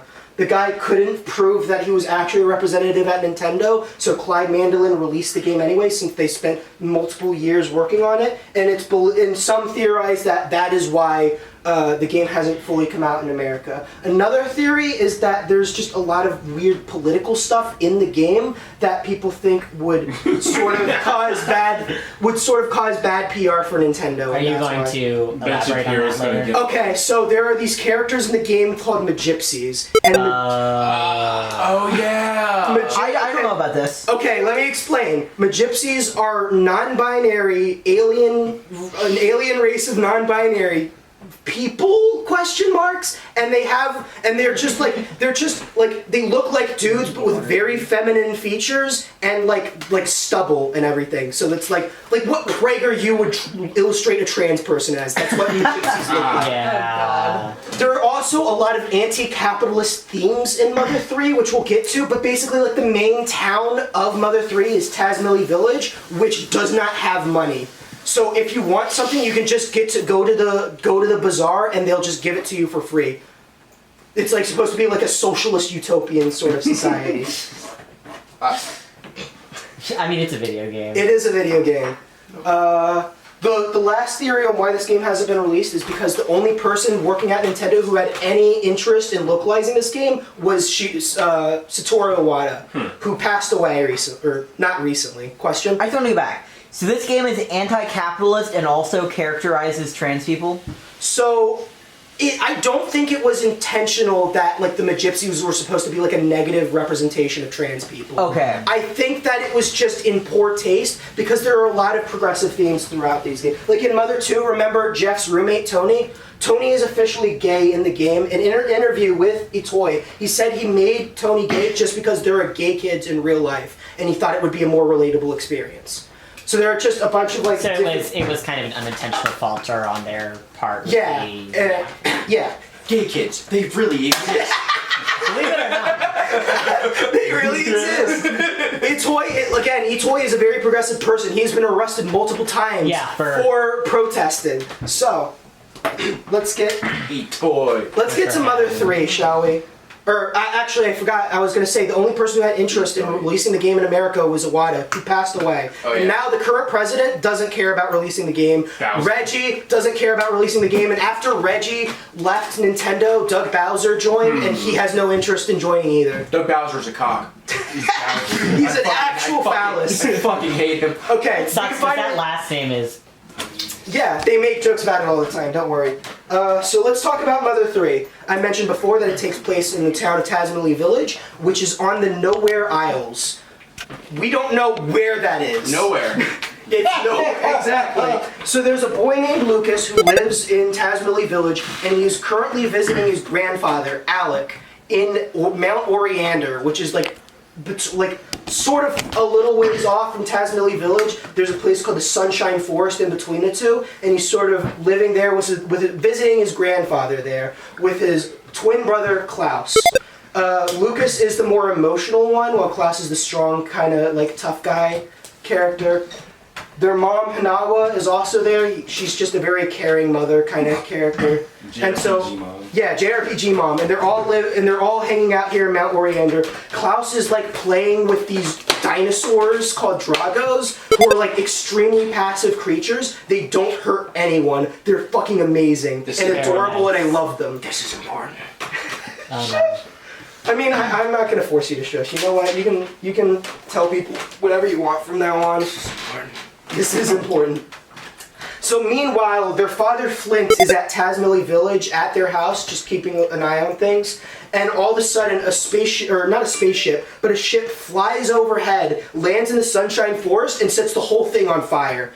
Out of this ship crawl these people in pig suits called pig masks, who are just blowing up the place, setting everything on fire, causing general chaos. And so the townspeople at Tasmilly have to band together and figure out what's going on here. So Flint is a cowboy, and he's going to go out and fight people in the Sunshine Forest and figure out why the place is on fire. There are some people that were living in the Sunshine Forest, so he helps rescue them. And after that, the rain starts pouring and the fire is dissipated, and he realizes, oh shoot, in order to get back home, the kids have to go through this hellhole of a forest, and they're coming home today. I gotta do something about that. And so he's running around the place trying to find them. He finds a bunch of claw marks climbing up a cliff, leading to a bush that has a scrap of red cloth from Hanawa's dress on it. That's kind of fucking weird. They find Lucas and Klaus have been swept up by a river and was rescued by the other townsfolk. They almost died of hypothermia. They're fine, however, thankfully. But they find Hanawa with a Drago's fang stabbed through her heart. She is now dead. JRPG mom. JRPG mom. The people of Tasmilly Village don't know how to handle this because there is no crime in Tasmilly. So, like, Flint especially has no means of processing this normally. He is fucked up, and he just doesn't know. He just picks up a piece of lumber from the nearby fireplace and starts beating the shit out of people. Question? Are we gonna explain why there was a Drago fan in Hainawa? Yeah, we will explain that. Okay, but like, okay. for some reason, a Drago, who's normally a very peaceful creature, a very pacifistic creature, killed this lady, and no one knows why. So Flint's just beating the shit out of people. And, whoa, that's crazy. So Flint is become the first person in Tasmilly to be sent to prison. Literally. His son Klaus helps break him out, however, and he goes off to find them. He, however, loses track of Klaus, and he goes over to Anawa's grave where Lucas is to figure out where Klaus went, and Lucas spills the beans. Klaus went to find the Drago that killed their mom to get vengeance on them. So, fuck, dude, what?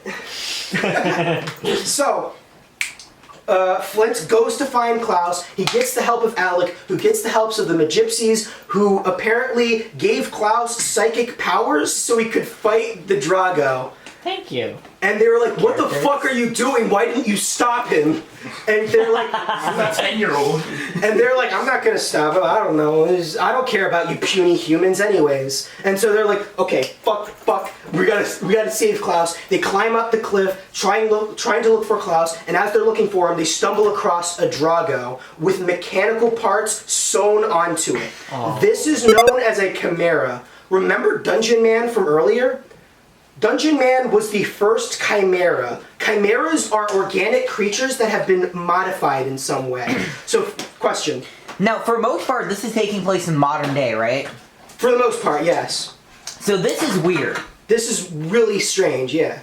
That would be like if we ran into one of these. Okay, so yeah, this is weird. But for clarification, we don't know what year Mother 3 takes place in, but it seems very primitive. Like the town of Tazmily Village sort of has like an Amish sort of side country feel to it. Do we have cars? Capitalist. Yeah, Amish anti-capitalist. There's like all the buildings are made out of wood and stuff. All right, so.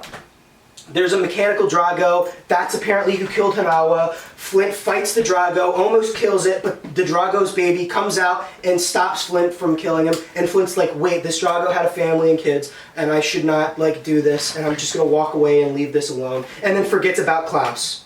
Klaus is now face down at the bottom of the cliff. Fuck, dude.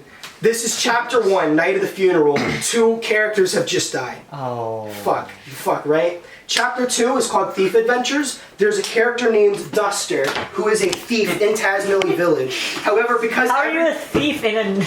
Exactly. How? It's just his plan. No. There's an explanation. So because they're able to live as normal normal people in the village, even though they're thieves, because there's nothing to steal in Tazmily Village. So they can openly say, "Yeah, we're the thief of the town," and they're like, "Oh, that's pretty cool. There's nothing to steal here, anyways." And so there's a nearby abandoned castle called Asoe Castle, and. Basically, Duster's father, Wes, sends... It looks like SpongeBob, you're You right! gotta show it to the camera now. I'm sorry. I already saw it. I did check. So Duster's father, Wes, tells Duster he needs to go to Asohe Castle and find something super rare. He's not going to tell him what, though, because as a thief, you should already know what things have value and what don't, just by looking at it. So Duster goes to Asoe Castle. There's just a bunch of ghosts hanging out here having a party. There's like shoot, what do I want? How do I want to? This is where you get the rope snake. So the rope snake is just a utility item that is a rope, but it's also a snake, and it's it will help you like swing across like things like a whip because it's a rope and a snake all in one. Oh, right? yeah. Rope snake, right? But Yes. Question. is it a biological creature? Yes, it's a living creature. So when it grasps onto stuff with its jaws, it has to hang on tight and just bear the pain. Oh. It doesn't seem to show any kind of pain throughout the game, but it does have like a sort of limited amount of effort it can put into doing something like that. And it will like say, hey, I'm about to fall, you guys might want to fucking do something about that. Okay, so... Can it talk? Duster... Yeah. Yes, Rope Snake can talk. Rope Snake can talk. Rope snake can talk. Rope Snake can talk. Duster finds some weird cloaked figure run through the castle and just disappear, and it drops a medallion, so he picks it up. He finds a spittoon somewhere, he picks that up, he takes both to Wes. Wes throws the spittoon on the floor and calls Duster a fucking idiot. How the fuck could you do this?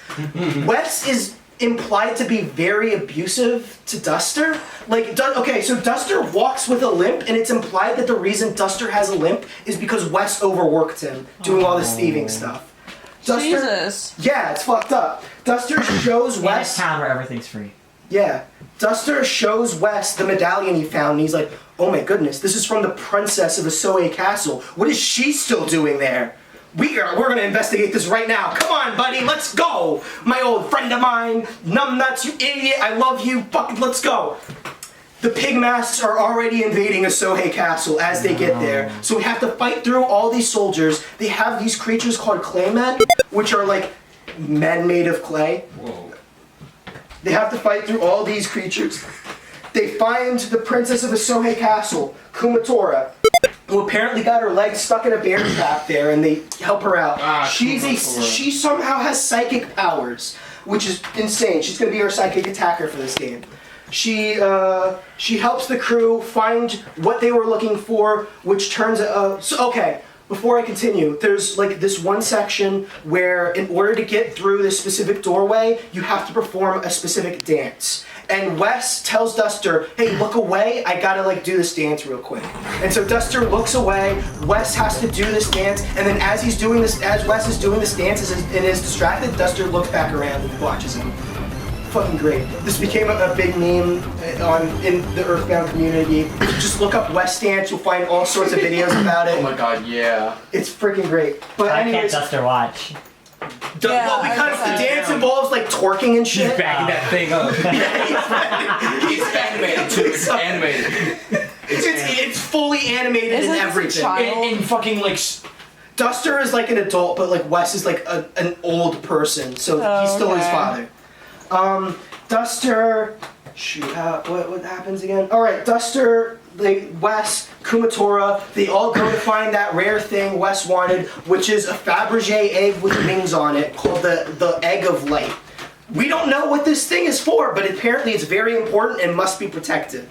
The Pigmask corner Wes, Kumatora, and Duster. Kumatora helps them escape through a trap door underground, and they get flown up into like a water thing, like a river. They get pulled into a river. They start going downstream. They're all knocked out. Wes and Kumatora wake up on shore. Duster is nowhere to be seen.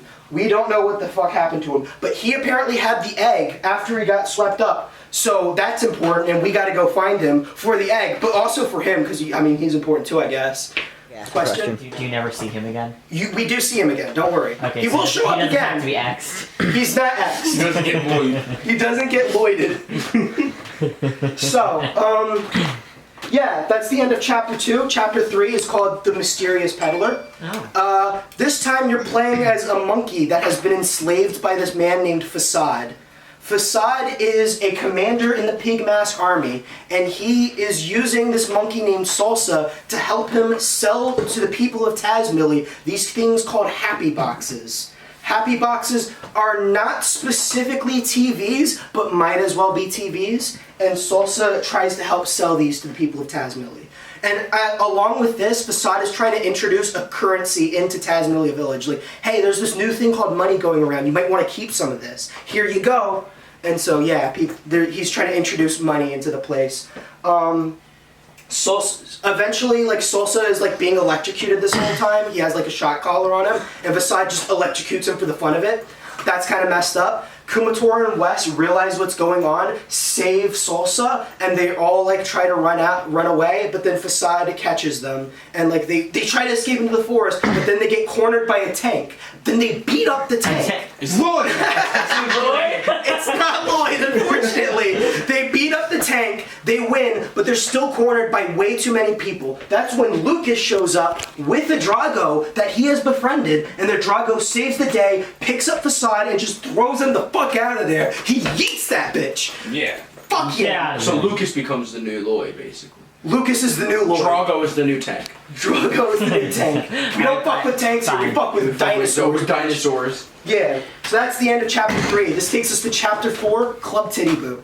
Oh my god! I knew this was cause a ruckus. That's why I waited before saying anything else. 3 years pass. Tazmily Village is now a capitalist hell. Go ahead. There's a 3-year time skip within this game. Yes. Okay. So Tazmily Village is now like a capitalist hell. Everyone has happy boxes. It's just like now a suburban neighborhood. There's a retirement home that's run down, and Alec and Wes are being held in. There are like shackles on the wall in that retirement home for some reason. Okay. So yeah, Commentary was made. not a fun place to be. But Lucas gets word that there's a band member in this band called DCMC who perform at Club Titty Boo. This band member looks like Duster for some reason. That's fucking strange. Let's go peek that one out. There's a really fucked up scene that I want to take some seriousness to talk about when we get there. So this is like probably the most infamous scene from the game, and one that not a lot of people like. Everyone hates this, but it's important to the plot, so I have to talk about it. While he's headed to Club Titty Boo, Lucas comes across a Magypsy. He already knows what's going on. So this Magypsy is bathing at a nearby hot spring, and Lucas goes into the hot spring as well. And this Magypsy says, "Hey Lucas, I'm sensing a lot of psychic energy in you. Could you turn around for a second?" No. I will say no more, but after that, Lucas gets psychic powers, specifically what? PK Love. I do not like this scene. I want to make it very clear this is uncomfortable. And does anything else happen in that scene? It goes Okay, black. it turns to black, and the Magypsy says, "Do not struggle, just endure it Oh for a my bit." god! This is absolutely fucked up. How old's the He's like, How old are He's both like of these 13 people? now. Lucas is 12 years or 13 years old. The Magypsy is a timeless being, so he's like 6,000 or something years old. But either way, he's an adult. That's 6,000. somehow this is not as fucked bad up. as if he was like 60 human years. I don't. That's still kind of bad. Still This is bad. still bad. I can imagine a lot It of would be people. bad if there was 2 kids. I hate this scene. Everyone hates this scene. Nobody likes it, but this is how Lucas learns the power of PK Love, which becomes integral to the plot. Before, in Earthbound, Ness had an ability called PK Rockin', which was based off of what you chose your favorite thing to be at the beginning of the game. So whatever you pick your favorite thing to be in Mother 3, that's what PK Love is. But it's defaulted as Love. Fucked. God, Okay. this I don't like this. They didn't We're do a moving good on. fucking Japan, bro. Okay, so in order to go to Club Titty Boo, they need a ticket, and in order to get a ticket, they need Lucas and Boney, because Boney joins with Lucas. Boney is the dog. Boney is Lucas's pet dog. Yeah. I forgot to mention that entirely. I apologize. He was there the whole time. Boney is basically just the fastest member of your party, and he's really good for using items with, and so he's sort of the odd one out, along with Pooh and Teddy. So Lucas and Boney have to work at this Clayman factory, and basically in this Clayman factory, people are being worked to exhaustion, and then they're given a ticket to go to this club called Club Titty Boo, where they drink a bunch of alcohol and like party, and that's the only thing they do. They just go to bed, wake up, go to work, get too exhausted to do anything else but go to this club, and then go to sleep. That is their entire work schedule. So Lucas works at this Clayman factory, gets a ticket to Club Titty Boo, goes to Club Titty Boo, and finds out Kumatora is a waitress here for some reason. So that's strange. Along with that, they go to see the DCMC performance there, and there's absolutely a performer there who looks like Duster. He's wearing like an afro wig, and every time he bobs his head, it comes off, so you can see his actual hair underneath. So I think I need to cover DCMC a bit more than I did in the lecture. Duster's name in the band is Lucky, and he's the bassist, but you also have OJ, who plays saxophone, Magic, who's on guitars, Bakio, who plays the drums, and Shimmy Zmiz, who's the pianist. Unlike in Earthbound with the Runaway 5, these characters are a lot more fleshed out in that they have very strong connections with each other. They seem to care a lot about each other, where in Runaway 5 they had very vague sort of characterizations and choice dialogue or whatever. Their catchphrase is Tandagasa, which is important. It's a greeting, right? It seems to mean both hello and goodbye. So yeah, that's the DCMC, but back to me. So, after the performance, Lucas and Kumatora go to talk to Duster and the rest of the band members in private. And Duster explains that he doesn't remember who he is. He woke up one day hugging this egg, felt it was important, buried it somewhere, and then just ran off to find a new life. And then that's where the DCMC found him, and he just became their bassist. His name in the band is Lucky, and that is all he's known, is this life as Lucky. So you need to get Duster onto your team by convincing him that he's a part of, that you know him and everything. And so all the band members are like, okay, let's leave this up to fate. We're going to play rock, paper, scissors. And if you can beat all of us at rock, paper, scissors, Lucas, Duster will go along with you on your quest. Question. They seem like they're stacking fate in a specific odd. Yeah. They are. Next question, how does this play out in-game? So, when you play rock, paper, scissors with them, if you get the wrong answer, they accidentally sneeze or cough or mess up the rock, paper, scissors somehow. So, basically, fate is leading you to go with Duster on your quest. And so, once you do all this, Duster joins your party again, and the DCMC play a sad song as he leaves. Before I forget, the song that they played at the Club Titty Boo was the theme, Master P's theme. We don't know, but it's the theme with the pig masks, essentially. The letter P. Fuck. Alright, God. Chapter 5, Tower of Thunder, Duster, Kumatora, Lucas, and Boney all join up to try and find where the egg is. How did you get Kumatora on your... Kumatora was a waitress at Club Titty Boo. and she was just like, fuck it, I'll come. Yeah, because she Okay. knows you. Yeah. Oh, we knew Kumatora from earlier in the game. Yeah, she was the... Oh, so of the she Soy remembers Castle. you, Duster. Doesn't, yeah. Okay. Where did we run into her earlier again? We ran into her first in a Soy Castle. And Right, then we okay. ran into her at Club Titty Boo. So all of them are joined together and they're trying to find the egg. The egg has been caught by like a corroded and destroyed Clayman who like glitches up and just runs off with the egg, jumps in a garbage can, and we have to follow him to the trash pit. We find him in the trash pit and he's been just so messed up by all the garbage there that he just becomes a conglomerate of filth. And you have to fight him. It's kind of fucked up. It's sort of implied that Claymen are also sentient. So this is a very fucked up situation that they're just being discarded this way. Jeez. Yeah. Game. So anyways, you get the egg, you collect the egg, and then all of a sudden one of the pig masks say, "Hey, Commander, you're not supposed to be here right now," points at Lucas. For some reason, they're mistaking Lucas for the commander of the pig mask army. So they're like, "Hey, you need to go to the Tower of Thunder and like fix things up there, the Thunder Tower."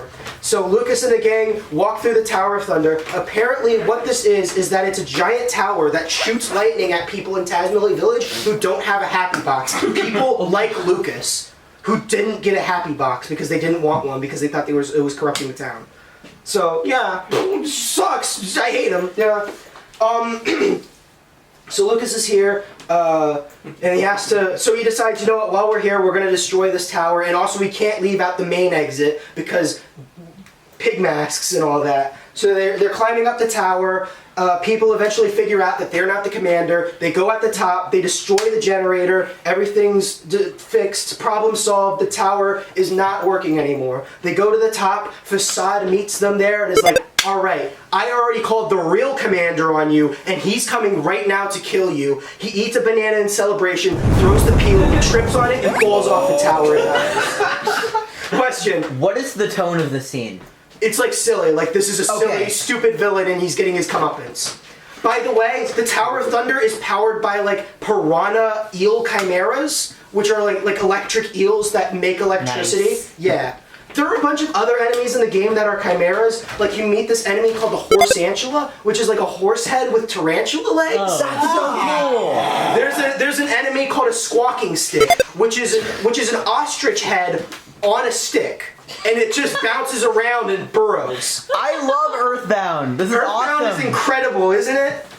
So yeah, a bunch of weird chimera enemies so far. We get to the top of the tower. The commander meets us there, and he pops out his head, and it's this weird man in a mask, the Masked Man. And we get onto the ship because it's the only direction to go, and they shake the ship. We use Rope Snake to grab onto the ladder, but Rope Snake can't hold on long enough, and he's like, "Guys, I'm gonna give up. I can't hold on much longer." He lets go, and everyone plummets down below. Chapter 6, Sunflower Fields, is the part where people start to cry at this game. Lucas wakes up with Boney in like a field of sunflowers, and Hanawa's ghost starts appearing in front of him, and Lucas, after seeing the spirit of his dead mom, starts jumping towards her, trying to grab her. Hanawa keeps disappearing before he can grab her. He's trying to reach out, like join with his mom once again, and Hanawa finally appears over a cliff which Lucas jumps off of to reach out for her, and falls down below. That is all that Chapter 6 is. How Question? long is this in game? Like 3 minutes. Okay. Cold fucking shit. And that's when we get to Chapter 7, the 7 Needles. This is like the halfway point of the game, but thankfully most of this is not plot, so we can skip over it. Sexy. But basically in Chapter 7, we meet with the Magypsies again, and they explain to us what's going on right now. So apparently, the Nowhere Isles is rested on something called the Dark Dragon, which has turned asleep because of 7 needles that are punctured through the earth. The 7 Magypsies are in charge of each individual needle. So one Magypsie's in charge of one needle, and when that needle is pulled, their time has come and they pass on. So the only people that can pull it are people who have the power of PK love. Okay, question? Why? What do you mean, why? Why is PK Love do Because this? it's just the magic power that allows you to do it. Okay. MacGuffin. So MacGuffin. the Magypsies explain that they're in charge of these needles. They're punctured into the ground. They're keeping the Dark Dragon asleep. And when they're all pulled away, the Dark Dragon is awakened. But the person who pulled the most needles, whatever they feel within their heart, the Dark Dragon will take on. So if you are pure of heart, the Dark Dragon will forgive humanity and love everyone. But if you are not, the Dark Dragon will destroy everything. One Magypsy starts to feel one of the needles being pulled, and they don't feel anything, not evil nor purity. They feel nothing, which means whoever is pulling this needle has no heart. If someone that doesn't have a heart pulls the most amount of needles, we don't know what happens. For all we know, the existence just fades away. The Nowhere Isles just doesn't exist anymore. So that's pretty bad, I'd say. And we find out that the person pulling these needles is none other than the masked man we met earlier. That's strange. Why does he have no heart? Do we know? We don't know why he doesn't have a heart. Should we find out? We do. Swag. Swag, indeed. So, this entire chapter is us going from place to place, trying to pull the needles. Most of it isn't important. I'll give you the highlights version. We go to the Chimera labs where the chimeras are being made, and Dr. Andonuts is there, all the way from Earthbound. Because he was the one that made Dungeon Man, he was employed to make all the other chimeras, and he's just been held hostage here, making these abominations of mankind. He has apparently created something called the Ultimate Chimera, which cannot be defeated. And the game just turns into like a Survival. survival horror game, yeah. Basically, you have to hide from the Ultimate Chimera, and you can hear in the background it eating the other pig masks in the town, in the labs. You have to go through this place, hide away from the Chimera, and then like sort of get what you need and get the fuck out. Eventually, Salsa saves you by like turning the off switch on the back of the Chimera, which it apparently had, and all is well. We come to Saturn Village, which is the epitome of Earthbound, mind you. This is the most Earthbound point in Earthbound. I don't know how else to describe it. This is where it's the weirdest point, I guess. So in Saturn Village, the pig masks have invaded, and they are torturing the Mr. Saturns with something called fright bots. Fright bots are machines that tell you horrifying stories that make you want to pee your pants, tingle your spine with fear, and never go to bathroom at the night again. So the Mr. Saturns are being tortured here by being told horrible stories. If you listen to the song War of the Words from the soundtrack, that is what the fright bots sound like. It is absolutely horrifying. Maybe we could put a sample here or something, I don't know. I would recommend you to listen to it on your own time, but it's crazy. Very frightening. But eventually you save the Mr. Saturns, and as a reward they tell you where the next needle is, because they're friends with the Magypsies and they know where it is. They tell you it's at the volcano, right? So you go to the volcano, and Facade is there, and is now a chimera. He has been brought back from the dead, and he was so messed up from the fall that he can no longer speak. Instead, he has tubas coming out of his mouth, and he plays a sick jazz solo, and an interpreter follows him to communicate what he's trying to say. So this is just This, where you fight him, yes. That's where I got stuck. It is a very hard boss fucking fight. Facade. Fighting with the Facade, tubes. with the tubas. And then you defeat Facade and he flies off. You fight him again later, and that time he's dead for good. He doesn't come back after that. After pulling this needle, you find out that the next one is at Tane Island. And you have to get there by walking underwater. Yeah. There are mermen chimeras underwater that dispense oxygen for you by like smooching you and filling your lungs with oxygen. Pretty sexy. You go through, you make it to Tane Island, and there's a man named Mr. Eddie underwater right at the edge of Tane Island. You fight him, you win, but then he makes a whirlpool that removes all of your items, sets all of your HP to 1, and removes all of your psychic points. Oh. You're fucked. You mean your pee-pee? Demerit! there. So you're just stranded on this island with nothing but these weird mushrooms that you can eat that are just scattered on the forest floor. If you eat them, exactly what you think happens. You have like nightmarish hallucinations that are just going throughout this entire island. And like in interviews, Itoi explained that this is supposed to represent like a world where everyone hates you. So like you talk like Duster sees Wes and Wes is like, I fucking fuck you, Duster. This is the most fucked up point in the game. Flint. Like Lucas hallucinates Flint, who walks up to him and says, "I'm gonna beat you. I'm gonna beat you, boy. Daddy's gonna beat you." It's fucked. It's fucked up. Is that a verbatim quote? Verbatim quote. I'm quoting the game directly with that. Is that? There are like mailboxes scattered throughout, and whenever you look inside of them, you see empty void of darkness. You see like you see like eyeballs pouring out of it. You see yourself on the other side of the mailbox, opening the mailbox from the other side. Weird stuff. You make it to the end. You find the gypsy of the next needle, and they help you out with the hallucination stuff. Okay, so eventually you pull all 6 needles, and there's just one more to find. We end chapter 7 and move on to the final chapter of the game, All Things. I forgot to mention in chapter 7 that there was a secret boss called Negative Man, which is a shame because Ed asked about it earlier in the lecture and I just completely let it slip my mind. So Negative Man is a boss you find in the Mount Oriander Caves near the end of chapter 7. He basically just cries and complains about how life is cruel and nothing matters in the end. He does have one attack, and it does 1 damage to one of your party members, and that's all he does to you. Aside from that, you just wail on him and you beat him, and that's the entire boss fight. Pretty funny, if I do say, yeah. Yes. Wait, so you said there are 7 needles in total? Yes. And basically you're aiming to pull all of them. Do you pull all 6? You pull 3 of them, the masked man pulls the other 3. Oh, so now it's the last. Yeah, so there's 1 more needle. Whoever pulls this awakens the Dark That's what I was... Sorry for not clarifying you're that. fine. So, a chauffeur shows up in front of Lucas and his friends and explains, "Hello, Master Porky wants to speak with you."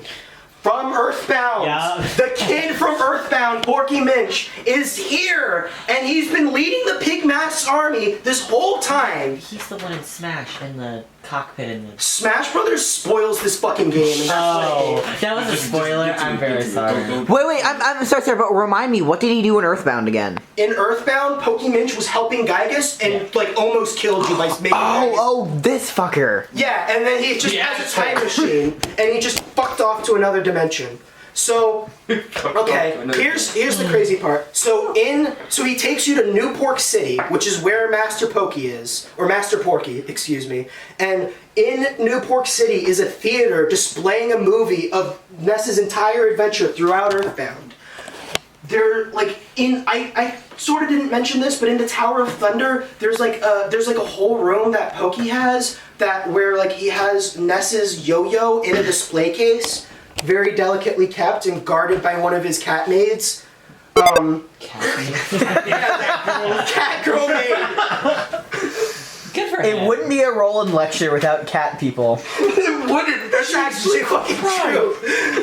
Okay, so cat people aside, we go into the sewers of New Pork City and find that there's a prison in there where one of the people from Tazmily Village is being kept. Specifically the one that's a sight gag in Tazmily Village. Turns out to just being held hostage here. And he knows everything. Oh. And he was told to tell you when the time comes what you need to know.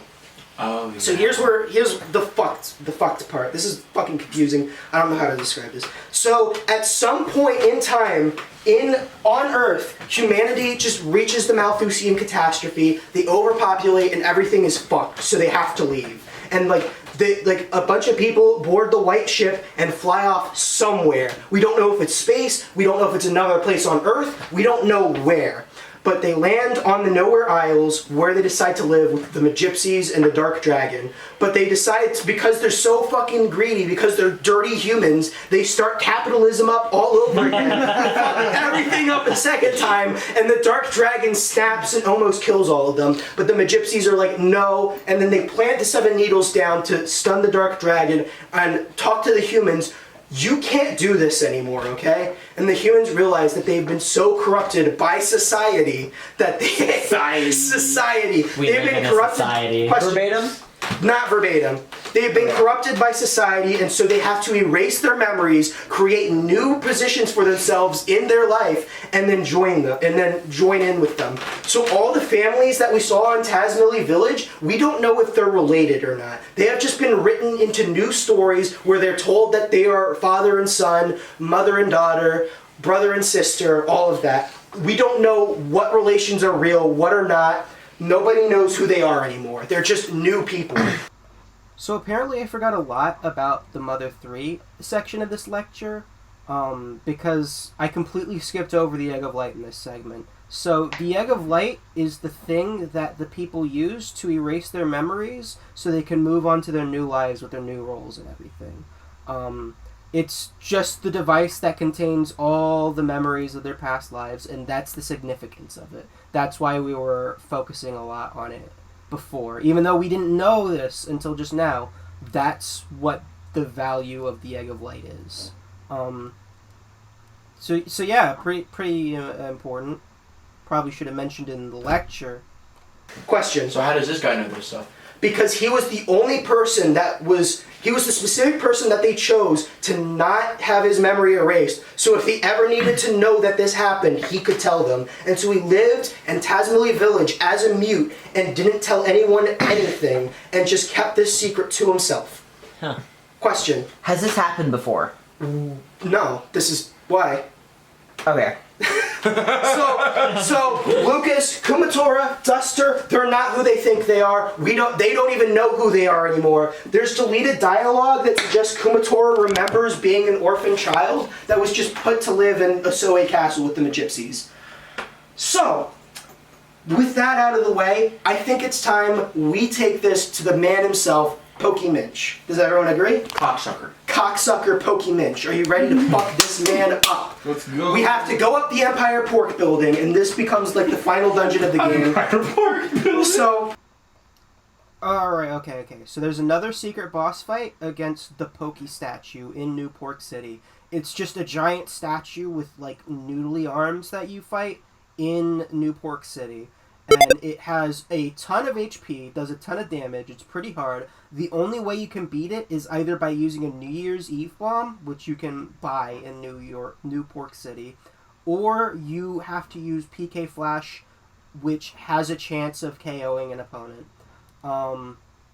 That's the secret boss against the Pokey statue. Remember the Pokey statue from Brawl? That's what it's from. It's a secret boss.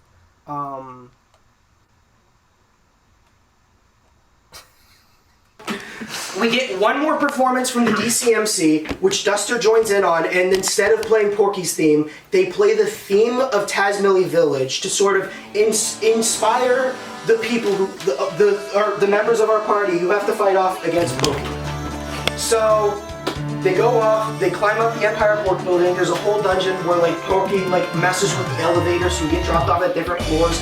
There's like a bathroom dungeon. There's like a floor that hasn't been completed yet, and it's just in the middle of this giant tower. So there's just like you can see empty space around you, where like there's just no walls or anything. There's just pillars keeping it up. There is one floor where you find one of the Magypsies' houses, but no one is there. Well, here's the thing. We did meet this Magypsy. I don't know. It's Facade. Facade was the last Magypsy. The Facade was a Magypsy. Facade was a Magypsy the whole time. Okay. He joined Porky, or rather they joined Porky, because they felt like humans were evil inherently and wanted to help Porky destroy them. Why does Porky want to destroy humanity Because again? Pokey got beat by his mom. Yeah. We don't Right. know. Well, Pokey's just an asshole. we are going to get to Pokey's motivation later because it's a bit deeper than that. Okay. But we have one more floor where we meet up with a Porky robot, and our chauffeur from earlier is now a game host. And they're doing like a game show between Lucas and Porky to see who's the cooler dude. And they have like 3 games they complete. Basically, in this section, you're meant to throw the match just slightly so that Porky wins because he's a sore loser. And if he loses, he just throws a tantrum. Question. What's the tone of this? This is like silly, very Okay. silly. Like Pokey's an asshole and he doesn't want to lose, so he just like rigs the games so if you win that you don't get to continue. Almost like Ninjago. Okay, after this, we come across the Empire Pork, or not the Empire Pork robot, we come across the Natural Killer Cyborg, which seems to be a giant chimera robot with like a brain inside of it. We don't know whose brain it is, but it's a big one, and it's just in this robot, and it attacks you, and you have to fight it. And then you make it up to Porky's room, where there's a bunch of Porky robots in there, and you have to fight them, but there's too many. Then the DCMC break in and save you and beat up all the robots, and then Flint joins in and beats up all the robots because he's a cool cowboy dad. And then, after defeating all the robots, Porky finally shows himself. He is now 1,000 years old. His body is still kept as a child, but he is growing like facial hair and he's decaying, but he still has like the 12-year-old sort of shortness to him. With Pokemon, right? And he's 1,000 years old and he's in like a weird spider mech thing, right? Yeah. So what apparently happened is that after the events of Earthbound, Porky has just been traveling throughout time and space, just doing whatever because he was bored. And apparently he's done just about everything and is now trapped on the Nowhere Islands. His time machine no longer works. Question? He did everything in 1,000 years? Not everything, but he's just done a bunch of stuff and he's getting bored. I mean, at least he's away from home. He is away from home at least. I mean, he's killed everyone in Tasnilly, or like tortured them, ruined their lives, killed people, made horrifying abominations out of them, and then made them fight their siblings. But at least they're okay. So it's like Flowey. Like Flower. You gotta stop. So Why can he say that not gonna demerit, but as soon as how is that an He's not. What? Is he trying to imply that Porky is Flowey? but he is also He's just insinuating making the a connection between. Yeah, you But I just said did the same Sans' thing. Nets, which is a You name just that said I it. hate. So anyways, Pokemon did a bunch of stuff, is now bored and just wants to torture people for the fun of it. And so after this, he pushes all of your teammates and Flint down into the depths to the final cave. This is known as just the last cave. It is modeled. It seems to be modeled after the Cave of the Past, so fans will call it the Cave of the Future. That's pretty cool. But right now, we have to pull the final needle, and to do that, we have to fight Porky. And Porky joins us underground with the masked man, both of us are here to pull the final needle. Flint says, hey, I want to go ahead of you guys, because I have a suspicion right now. I have a theory about what's going on right now. And so Flint goes ahead of your team, you join up with him later, and Flint is like, his hat has just fallen off of his head, and he's like, crouched down, and is like, Lucas, the masked man is Klaus, your brother.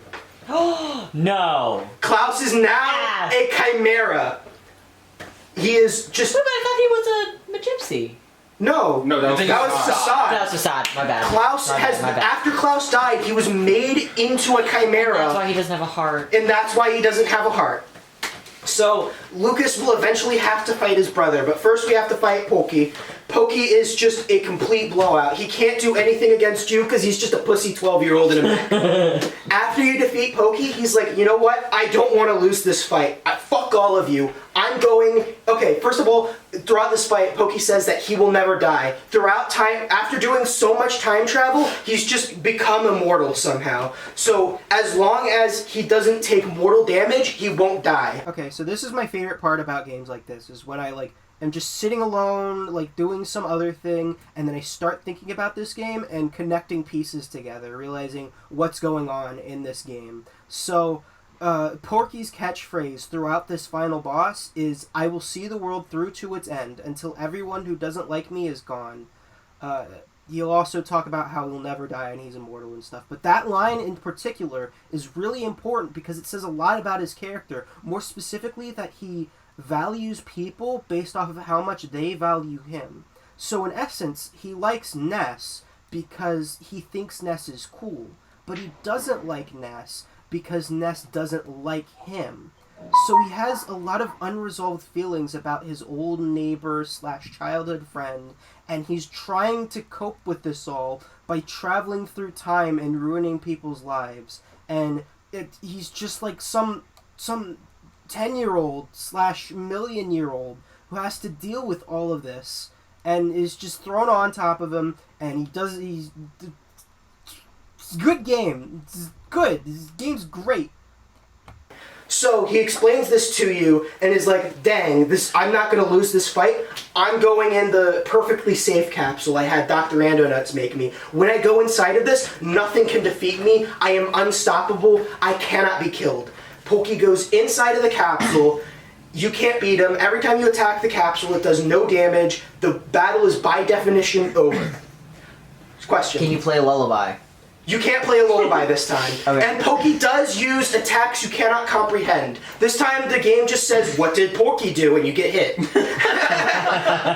So, Porky is now in the absolutely safe capsule. And Dr. Andonut shows up and is like, "Holy fuck. Dude, I actually really feel bad for Porky right now." You see, once you enter the absolutely safe capsule, you cannot leave it. You're stuck there forever, and because Porky is immortal, he will be there forever. Itoy has stated that once the heat death of the universe comes and everything is destroyed, all that will be left is Porky floating in the absolutely safe capsule with nothing to do. Fucked. And like throughout this game, you get hints about how he just wanted to be friends with Ness, but he was just such an asshole, and all his like assholishness and childishness sort of combined together, and you really feel for Porky in this moment. But also, you're an asshole and you killed my brother and made him try to kill me. And so we enter the final battle.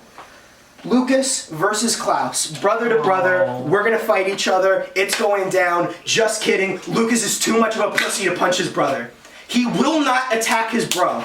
Every time he tries to attack, he just refuses to. You cannot hit Klaus at all, and all the while, he's attacking you. As a bonus... Holy cow, I can't believe I forgot this. But, so Flint gives Lucas a weird medallion that he finds. And Lucas, like...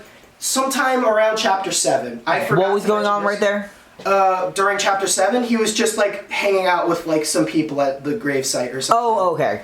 So Flint gives Lucas the medallion.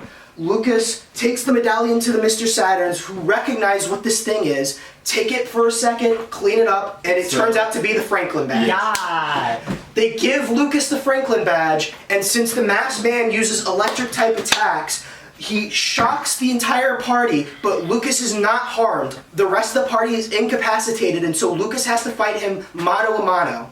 And as he's attacking Klaus is... Well, sorry, he's not attacking Klaus. He's trying to not die. He can't hit Klaus. Klaus is just beating him to death. And all of a sudden, they hear the voice of their mom come up to them and explain, "Klaus, Lucas, your brothers, please stop fighting." It doesn't make it to Klaus. He doesn't have a heart anymore. He cannot listen to reason anymore. And he just keeps on wailing at Lucas over and over again. And then Hanawa keeps on begging Klaus, "Please stop, your brothers, why are you doing this?" It eventually makes it through to Klaus. He takes off his mask, Lucas begins to cry, and Klaus picks up the little rod he's using to use lightning attacks. He throws it at Lucas, it bounces off of the Franklin badge and towards him, killing him. Klaus dies in Lucas's arms, explaining that he's going where Mom is now, and he hopes that Lucas will be safe wherever he goes as well. It goes right back Klaus, towards him. Yeah, Klaus has just died in Lucas's arms, and Lucas has been told the time is now have to pull the final needle. And Lucas pulls the final needle, and as he does this, hell breaks loose everywhere. A storm on the surface wreaks havoc. There are hurricanes and earthquakes and volcanoes erupting. There's tsunamis. Everything is being destroyed. Meteors, everything. The Pigmasts try to escape but can't. A meteor hits their ship as they're flying and they crash into the ground. Everyone is killed, maybe? But at the end screen, we get to talk to all the people we met along the way and find that they're all okay, somehow. We don't know, it's not exactly specific as to what happened here, but there are two theories. One is the theory I propose, which is after all the events we went through, Lucas's heart became evil. He couldn't fucking take it anymore. He got when he pulled it, he got joker-fied. And as he pulled me, even if it was after he inadvertently killed his brother, and that was the final needle, if there was a swap at that moment, it would have tipped the scales. Whatever your heart feels during the final needle's pulling is what happens. So his darkness in his heart goes to the dragon and destroys everything. Now there's now in interviews with eToy, he decided to explain what he thinks this ending represents, and he says that whatever you feel in your heart as the player is what happens at the end of the game. Which is more lame, I think. Question. Well, that also means that the player has to be bad, because all hell breaks loose when it comes out. It could be that all hell breaks loose and destroys the world, or the world is just reset and born anew. So it's good. Oh, Question? that's stupid. Also, refresh, what was the purpose of pulling the needles and Because- awakening the dragon? Because the masked man was already doing it, and if Lucas didn't do it, the world would so just they were die. kind of forced to do it. Okay. Yeah. I wasn't sure if I had missed So- the initial motive. Yeah, that's the end of Mother 3. Oh. Just about everyone has died, everything is miserable, but Porky is still alive, he's trapped in a capsule for all eternity. Everyone's alive, I have this game is fucking amazing. Best JRPG of all time. You said that about Earthbound as well. Earthbound is really good too, you know? So, at this point, the community has become so inspired by the Earthbound series, the Mother series, that they started making their own games. And this is where the Earthbound-like comes in. Now, there are different definitions of what an Earthbound-like is. I define an Earthbound-like as a game that takes the tenets of the series, where it focuses less on gameplay and more on aesthetics and story, where it keeps this very chirpy sort of humor with this sort of dark undertone with Dark Undertale with this sort of quirky JRPG. I cite the first Earthbound as Off by Mortis Ghost, which is a game made in 2008 by a French person. He never actually played Mother, but the games are similar enough that people compare the two frequently. Okay, just a quick description. In Off, you play as yourself, who is controlling an entity known as the Batter, who has been sent through the zones to purify the world of ghosts. Wait, I just realized. Wait, this situation is similar to that one artist, Rita, I think. I forgot. No, Frida. What are you talking about? No, because everyone said her work was surrealist, and she's like it's not surrealist. What are you talking about? No, because I've never heard of Frida. Ed, I know what you're talking about. Frida Kahlo. Because you said Off is considered the first Earthbound but the guys never touched Earthbound. Well, you don't have to be inspired by Earthbound to make an Earthbound It just has to have the core tenets. I'm just saying it's kind of similar. And Ed, I follow you. Yeah. All right, fine. But there have been a lot of Earthbound around the timeline. I don't fuck it. You know what's an Earthbound South Park: The Stick of Truth, directly stated by Matt and Trey Parker to be inspired by Earthbound. Question: Is Summer Nights an Earthbound Yes. Summer Nights is an Earthbound What's Summer Nights? Summer Nights is a game. It's $5 on Steam. You should buy it. So we talked about Undertale before. Undertale is an Earthbound There are a lot of different games. Y2K is an Earthbound yes? Yeah, I was gonna. Y2K is an Earthbound there have just been so many games that have been quirky JRPG inspired things. I was just gonna say the newest Earthbound to have gotten huge relevance was Omori, which is right now one of my favorite games. I saw him playing it. I was on Discord and I saw him playing it. To go into very brief detail about Omori, you play as a kid with a trauma demon, and you go into your happy place to not deal with it. Okay. What the fuck? Omori's Sorry, go ahead. No. Omori's a fucking excellent game. Please play it. All right. Okay, so I basically spoiled this entire series for you. So if you take anything away from this, if you liked these games and want to play them, but don't feel like it's worth it because you know everything in them, play the Earthbound likes. Play Omori, play Undertale, play Off, play Lisa, play Summer Nights, play South Park: The Stick of Truth, and most importantly, play Omori. Omori is such a good game. Hey, isn't there Play another Omori. one coming out soon? Another what? Earthbound Light. I don't know. Oh, you're right. I'm not done with this lecture yet because there's one more Earthbound like that's very important we need to talk about. You see, after Mother 3 came out, Toy said that he would not make a fourth one because whenever any musician makes 3 albums, the fourth one is always worse than the other ones. Jackson might disagree with this because he's more of a musical. I gotta think about that for a second. Yeah. So, as a bonus, Itoi was also inspired by John Lennon because both him and John Lennon grew up without fathers, and you might have noticed a theme of fatherlessness throughout all these games. But Ness's dad is in. Ness, okay, I didn't actually talk about it, but in Mother 1 and 2, how you save the game is you call your dad, who's absent throughout the entire series. Wait, how does that look mechanically? So you go to a phone and you call your dad, and your dad explains, like, here's how much XP you have. Do you want to hit the hay for tonight? Go to bed now? You've done a lot of work tonight. In Mother 3, this is replaced with save frogs, where there's just a bunch of frogs that will, like, communicate with each other to tell your story, and that's how the game is saved. Question? Not a question. Something I just wanted to share with everyone.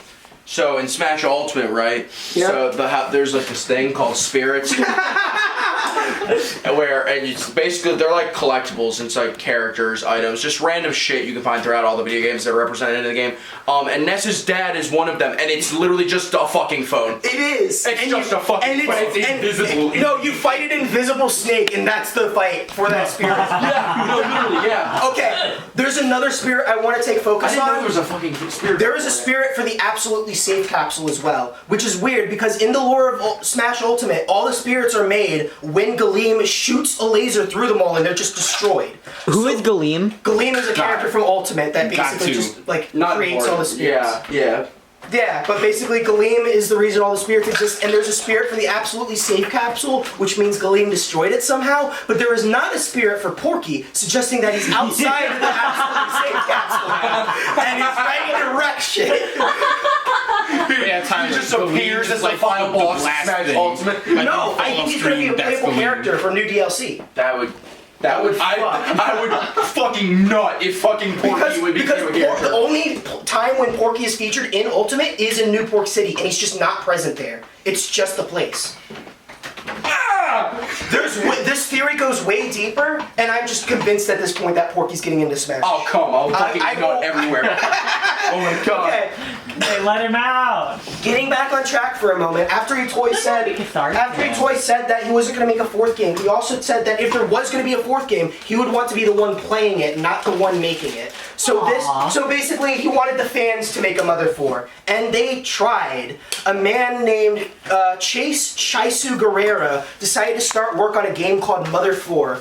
He sort of did this work on MS Paint and RPG Maker at the beginning, and eventually he got a whole team together to make their own engine in C++ with very professional-looking graphics, and everything looked amazing. But around 2019, Nintendo started taking down fan projects like AM2R and Pokemon Uranium, so the team was scared that if they continued to work on Mother 4, their game would get taken down as well after working on it for 10 years. Yeah, fuck you, Nintendo. Yeah, and so, question. Is there a demo playable anywhere? No, the game has not been released in any form and we have not been able to play it. So, so they had to rebrand the entire game that they've been working on for 10 years, and a lot of fans were upset with this because Mother 4 was supposed to be the sequel to Mother 3, like it was supposed to be like the game Itoi wanted, and it just wouldn't be able to exist anymore.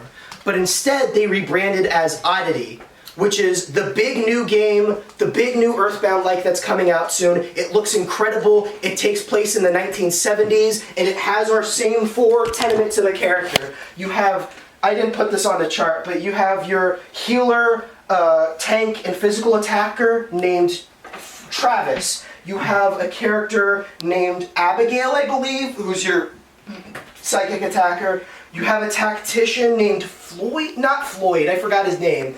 Maybe, I don't remember their names, but the tactician in this one is just very charismatic. And then your odd one out is a biker named Leo, who's like a grown-up, and he's part of a biker gang, and he like sets fire to things And and it's causes from the anarchy. 70s, that's And it's right. from the 70s.